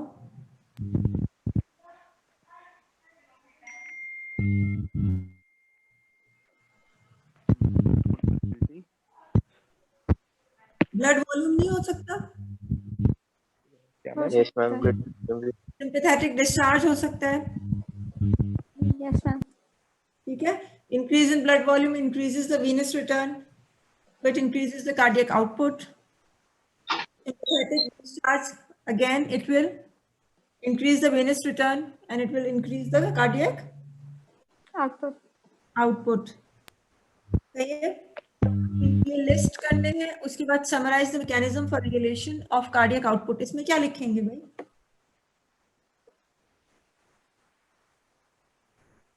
हुरैस बताओ क्या लिखोगे इसमें? मैम आपके स्टिमुलेशन जो है सिंपैथेटिक और पैरासिम्पैथिक स्टिमुलेशन। मैम वही वो जो हम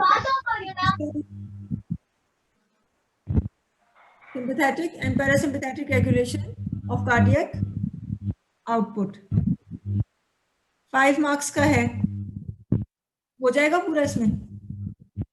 yes ma'am. Any confusion in this? Ma'am mechanisms में सिर्फ ये सिंपैथेटिक पैरासिम्पैथेटिक लिखेंगे या फिर वो जो बाकी के हैं लाइक रिलीज के थ्रू और स्ट्रेस रिलैक्सेशन मैकेनिज्म्स एटसेट्रा?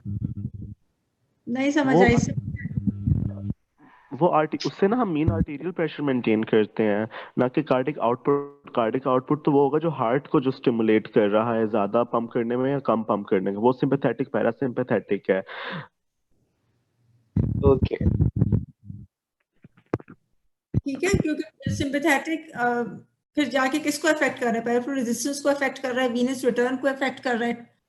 तो यही मैकेनिज्म्स हैं सिंपैथेटिक एंड पैरासिम्पैथेटिक, जो उन फैक्टर्स को रेगुलेट कर रहे हैं जो कार्डियक आउटपुट को इंक्रीज या डिक्रीज करेगा। ठीक है, पैरासिम्पैथेटिक और पैरासिम्पैथेटिक का बताना, उसके बाद फैक्टर्स जो जिसमें आ जाते हैं peripheral resistance, venous return and myocardial contractility, इनको अफेक्ट कर रहे हैं ये दोनों सिस्टम्स और कार्डियक आउटपुट को चेंज कर रहे हैं। समझ गए? Yes ma'am. चलो, enlist compensatory mechanisms activated in compensated acute cardiac failure.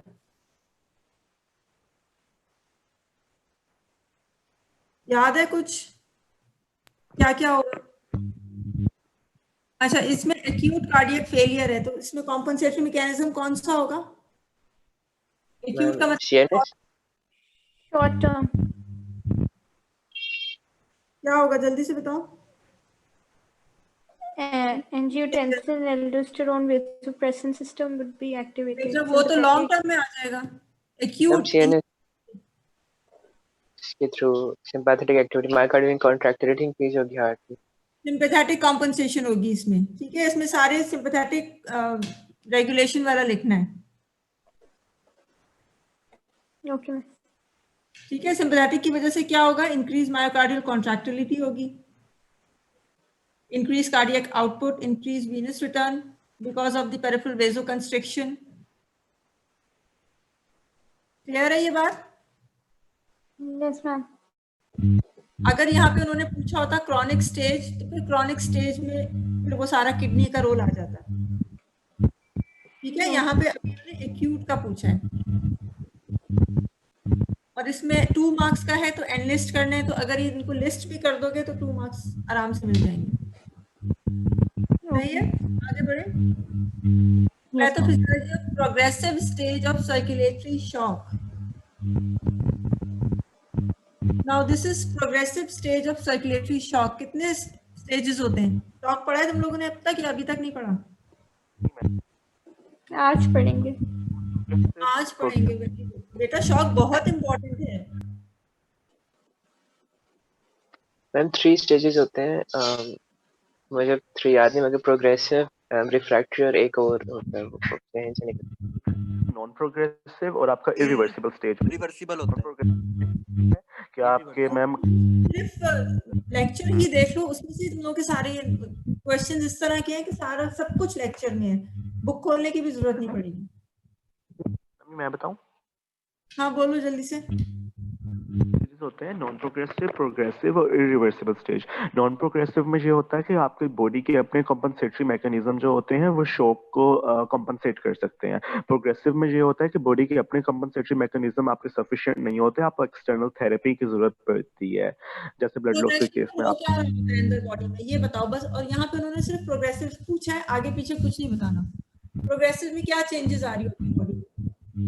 Ma'am progressive में जो है आपका विशियस साइकिल ब्रिंग अबाउट हो रहा है। उसमें लिखोगे क्या बेटा? Ma'am, progressive stage is a stage in बोलो ना, which the decrease cardiac output, decrease आर्टियल pressure, decrease क्या क्या क्या हो रहा है, ये बस मुझे लिस्ट कर दो चीजें। मिस डिक्रीज वीनस रिटर्न हो रहा है जिसकी वजह से आपका जो है हार्ट रेट इंक्रीज हो रहा है टू कॉम्पनसेट फॉर दैट। पर जो है आपके पास जो हार्ट मसल को खुद ब्लड सप्लाई जो है वो रिड्यूस हो रहा है और वो progressively with every cycle it's being reduce. Therefore your heart is not able to contract at the same rate and the heart muscle starts failing. Yes. Heart muscle का भी ischemia होने लगता है along with the decreased blood supply to brain and other organs of the body. सही है, उससे क्या होगा?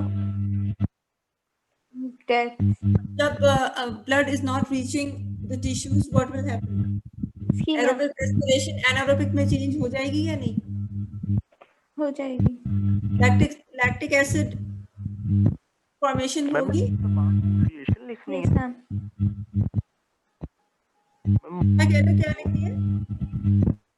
तमाम डिटेरियोरेशन होती थी like cardiac depression, acidosis, vasomotor failure वगैरह और एंजाइम्स टॉक्सिन्स जो रिलीज होते थे।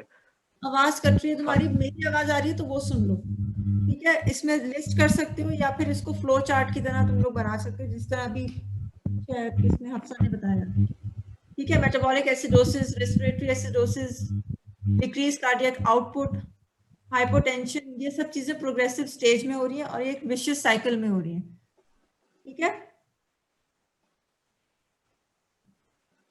Yes, ma'am. समझ आ गई? Yes, ma'am जी। अच्छा, what is pathophysiology of anaphylactic shock?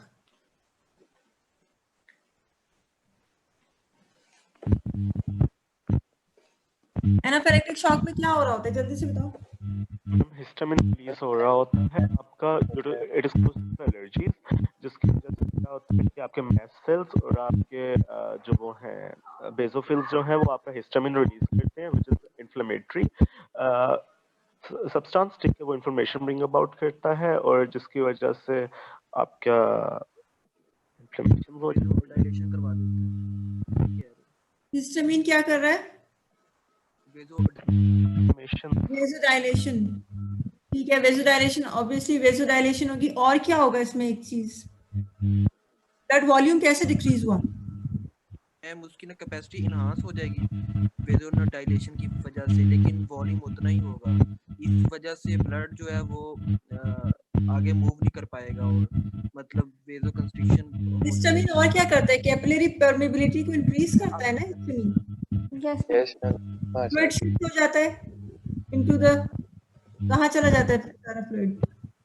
उसमें एडिमास होते हैं, एडिमा हो जाएगा तो फिर ब्लड वॉल्यूम डिक्रीज हो जाएगा। ब्लड वॉल्यूम डिक्रीज हो जाएगा, hypotension, decrease cardiac output, decrease venous return, everything would be the same जैसे और शॉक्स में होता है। मगर रीजन इसका क्या था? Vasodilation, histamine and mast cells causing vasodilation and increased capillary permeability. This is the reason. Yes, ma'am. ठीक है, ये 2 पॉइंट्स एनाफिलेक्टिक शॉक के लिए इंपॉर्टेंट है।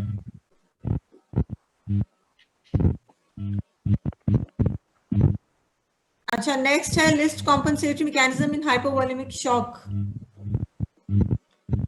ये तो बहुत आसान है, इसमें वही स्टेजेस हैं। प्रोग्रेसिव से पहले कौन सा स्टेज होता है?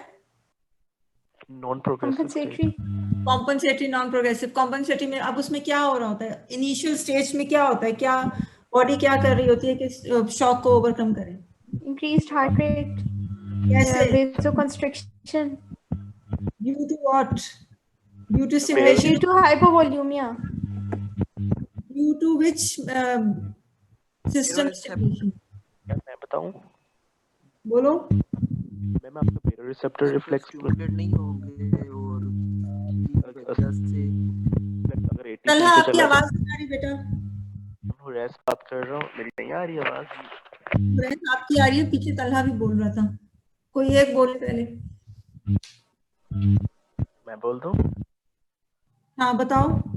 हाँ मैम, सबसे पहले आपका बेरोरिसेप्टर रिफ्लेक्स ब्रिंग अबाउट होता है जैसे ही ब्लड प्रेशर ड्रॉप होता है। उसके बाद जो, क्योंकि आपका हाइपोवोलेमिक हो रहा था, ब्लड प्रेशर ड्रॉप होगा।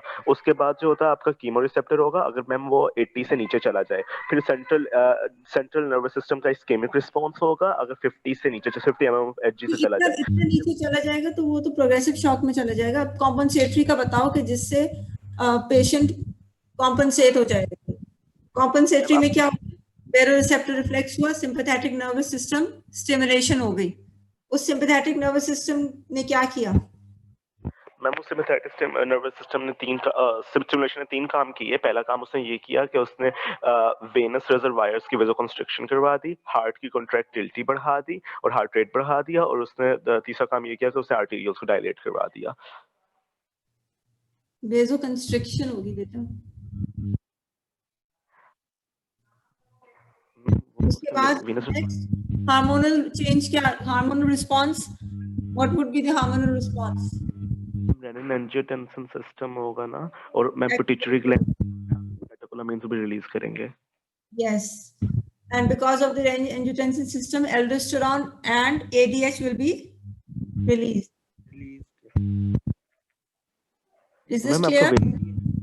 आपका पिट्यूटरी प्रेसिन भी रिलीज करवाता है ताकि वाटर एब्जॉर्ब हो जाए। Come again. मैम ये सिर्फ, मैम एक बात पूछनी थी आपसे कि ये सिर्फ नेम ही लिखते हैं कि रेनिन एंजियोटेंसिन की वजह से एल्डोस्टेरोन प्रोड्यूस हो जाएगा और एडीएच?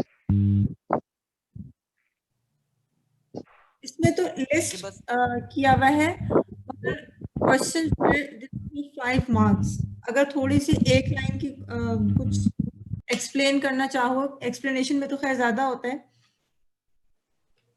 तो मार्क्स देखते हुए जितना, जैसे अब 1 पेज का तो अगर लिखना चाहो तो लिख सकते हो। ठीक है मैम आपके ना गाइटन के अंदर ना उसने 7 लिस्ट किए हुए थे नॉन प्रोग्रेसिव शॉक के कंपनसेटरी मैकेनिज्म्स। उसने पहला बैरोरिसेप्टर बोला था, दूसरा उसने सेंट्रल नर्वस सिस्टम का इस्केमिक रिस्पांस बोला था, उसने स्ट्रेच रिलैक्सेशन एक तो बोला था, एक उसने रेनिन एंजियोटेंसिन सिस्टम का बोला था, एक उसने कैटेकोलामाइन्स रिलीज करवाए थे पिट्यूटरी ग्लैंड से, और उसने जो है ऐसे ही मैम 2 और थे। हाँ, एक उसने कैपिलरी शिफ्ट भी करवाया था, एब्जॉर्प्शन करवाई थी टिश्यूज से उसने ब्लड वॉल्यूम। अभी पहले हमने सिंपैथेटिक बैरोरिसेप्टर किया, उसके बाद हमने हार्मोनल रिस्पांस किया जिसमें वेजोकंस्ट्रिक्शन, फिर रेनिन एंजियोटेंसिन, ये सारे लिस्ट इसी तरह करने। ठीक है जी मैम। और एंड में फिर absorption of fluid from the intestine, ये भी है। जी ma'am. Ma'am reverse stretch relaxation भी होगा जो आपकी vasoconstriction, that is vasoconstriction because of the sympathetic activity. ठीक है? ठीक है, थैंक यू मैम। केसेस, चलो भाई ये पढ़ो जल्दी से। A 25-year-old woman reports in the emergency with severe diarrhea. In supine position, her blood pressure was 90/60 mmHg and her heart rate was 100 beats per minute. On standing, her heart rate further increased to 120 beats per minute. She was admitted and advised IV infusion of 5%. Severe pressure and the heart rate were disturbed and explain the reason. Ma'am due to dehydration, क्योंकि उसको severe diarrhoea हुआ है तो उसका blood volume में से जो water content कम हुआ है, तो she is hypovolaemic. Yes, because of the decreased fluid.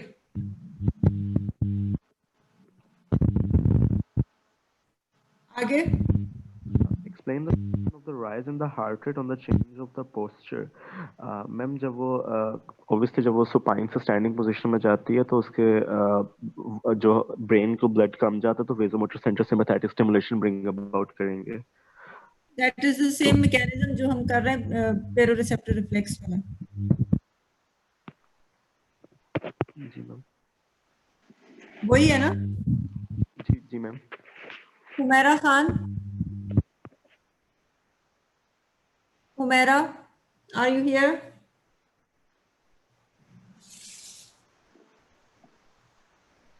सिर्फ 2 लोग बचे हैं क्या? कौन कौन है? गर्ल्स में कौन है? Hafsa. हफ्सा, और बस, और कोई नहीं है? हफ्सा पढ़ो second case. Okay, a 68-year-old man comes with the complaints of tiredness and dyspnea after having an episode of MI of his left ventricle 6 months back. He reports that he is able to sleep better using pillows to elevate his chest and head, but gets up at night with shortness of breath. On examination, pulse rate 80 beats per minute, blood pressure 100 by 70 millimeter of mercury, and BMI 29. A third heart sound is evident. Auscultation reveals crackles at the base of his base of the lungs. Endocardiography reveals ejection fraction of 40%. The physician concluded that it is a case of congestive cardiac failure. List 4 findings from the case which support CCF. He's overweight. He has low blood pressure. He has a third heart sound, and he's tachycardic. Ma'am एक तो ये होगा ना कि left ventricle का MI है, क्योंकि जब लेफ्ट वेंट्रिकल हार्ट फेलियर होता है तो आपका पल्मोनरी एडीमा होता है, तो इससे कंजेस्टिव हार्ट फेलियर हो रहा है। तो लेफ्ट वेंट्रिकल एमआई की हिस्ट्री है उसके अंदर, एक तो ये होगा ना। यस, इसमें जो अच्छे वाले पॉइंट्स 4 फाइंडिंग्स हैं वो कौन सी हैं? बहुत ही अच्छी थर्ड है। Heart sound. ऊपर से चलो ना, पहले फर्स्ट क्या है? Shortness of breath. ठीक है। BP is low. Low BP, tachycardia, and increased BMI, and third heart sound.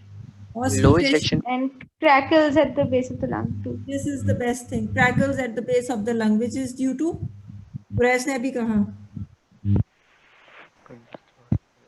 Pulmonary oedema. Miss, can you please repeat? Crackles at the base of the lung due to Edema, pulmonary edema. pulmonary edema. Why? कैसे हुआ pulmonary edema? Miss, left-sided failure से pulmonary edema होता है because lungs pump blood to the left side of the heart, and if that is not able to pump blood further out of it, which is indicated by the reduced ejection fraction, blood is going to move back and regurgitate into the lungs, and that would cause increased pressure in the blood vessels of the lungs, leading to pulmonary edema. Capillary pressure is increasing in the lung, pulmonary capillaries. Yeah. ठीक है? Very good. Now next is elucidated pathophysiology of, अब ये तो हमने कर लिया pathophysiology of congestive cardiac failure, इसमें क्या हुआ था? अभी ये जो भी तुमने कहा, yes ma'am, इसी को पूरा explain करना है, 2 marks का है. Because of the heart failure, there is backflow of the blood, accumulation of fluid into the lungs, decreased cardiac output, decreased BP. ठीक है? yes ma'am. Then what does 40% ejection fraction indicate? That time only 40%. Weakness of ventricular muscle. Yes, heart is not pumping properly. There is damage to the ventricle of the heart.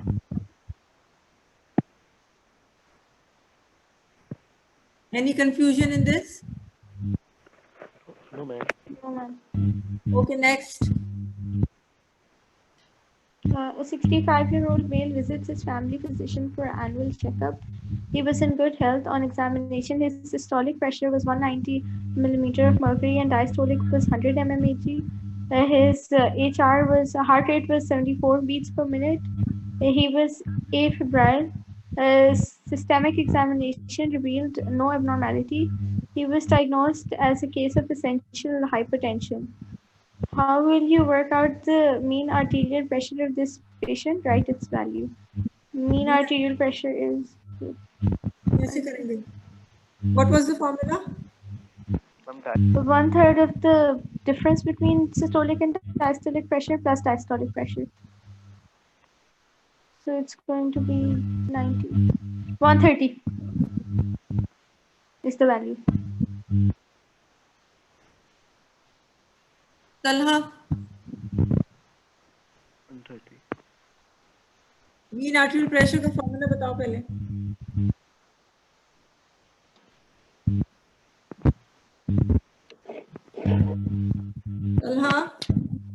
अभी किया था ना? Hello, अस्सलाम वालेकुम ma'am, आपको मेरी आवाज आ रही है? वालेकुम सलाम, कौन है ये? तलहा ही है मिस। तलहा ही है? तो तलहा वापस आया है?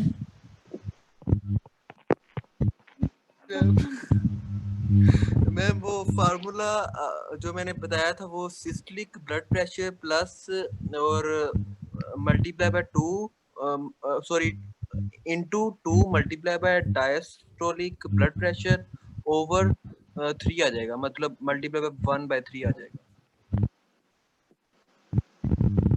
मीन आर्टिकल प्रेशर कितना आया इसका? किसका मैम? सॉरी मैम, मैंने अभी पढ़ा नहीं।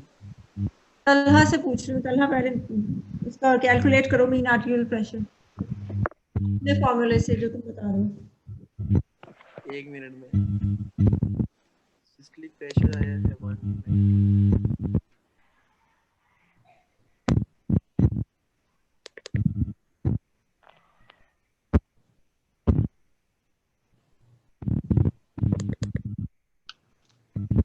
सॉरी मैम, यहाँ पे नेटवर्क इशू बहुत ज्यादा आ रहा है। 1 मिनट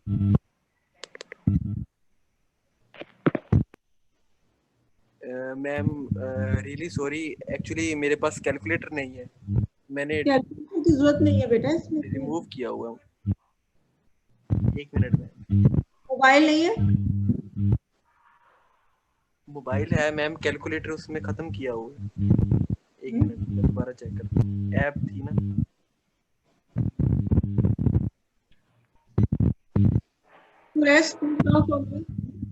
जी मैम, मैम इसका फॉर्मूला है diastolic pressure plus pulse pressure divided by 3। तो मैम आपका डायस्टोलिक प्रेशर यहाँ 100 है और पेशेंट का सिस्टोलिक प्रेशर जो है वो 190 है, तो ऑब्वियसली पल्स प्रेशर जो होगा वो 90 होगा। तो 90 डिवाइडेड बाय 3 आप करेंगे तो आपका आंसर आएगा 30 आई गेस, ठीक है।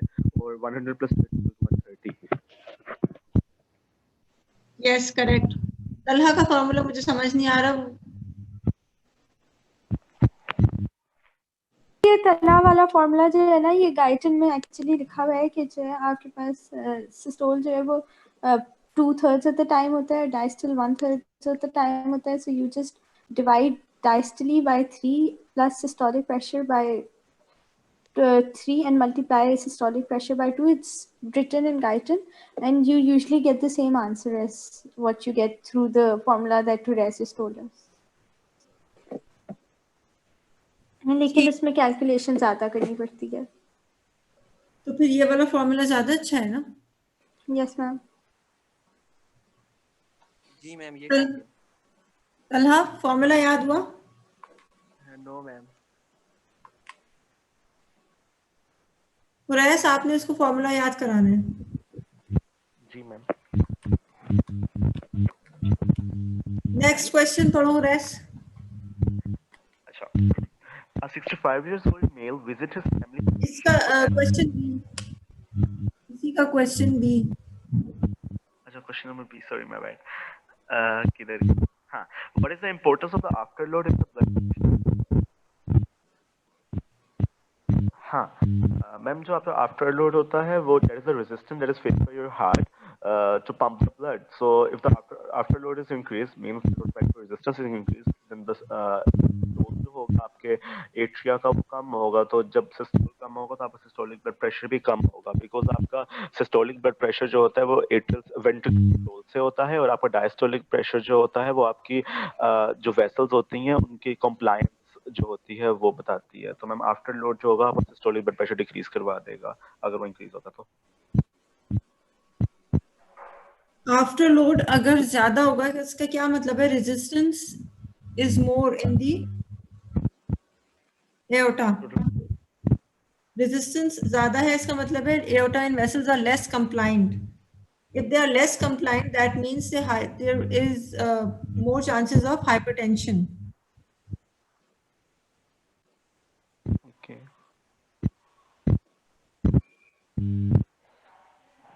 ठीक है मैम। ठीक है? जी मैम।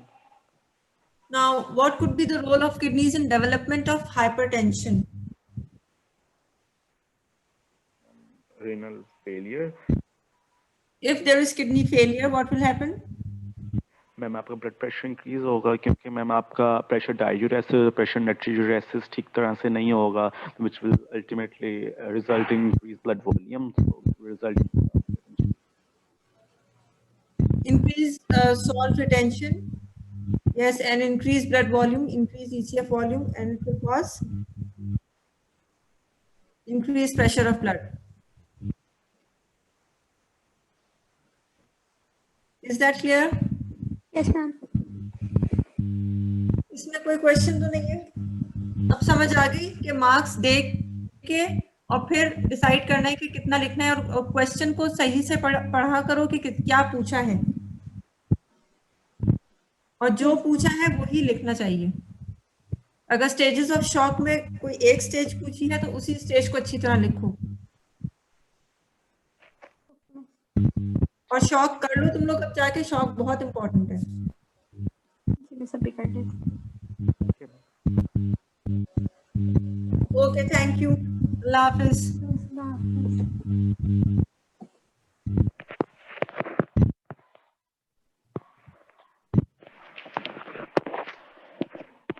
Thank you, ma'am.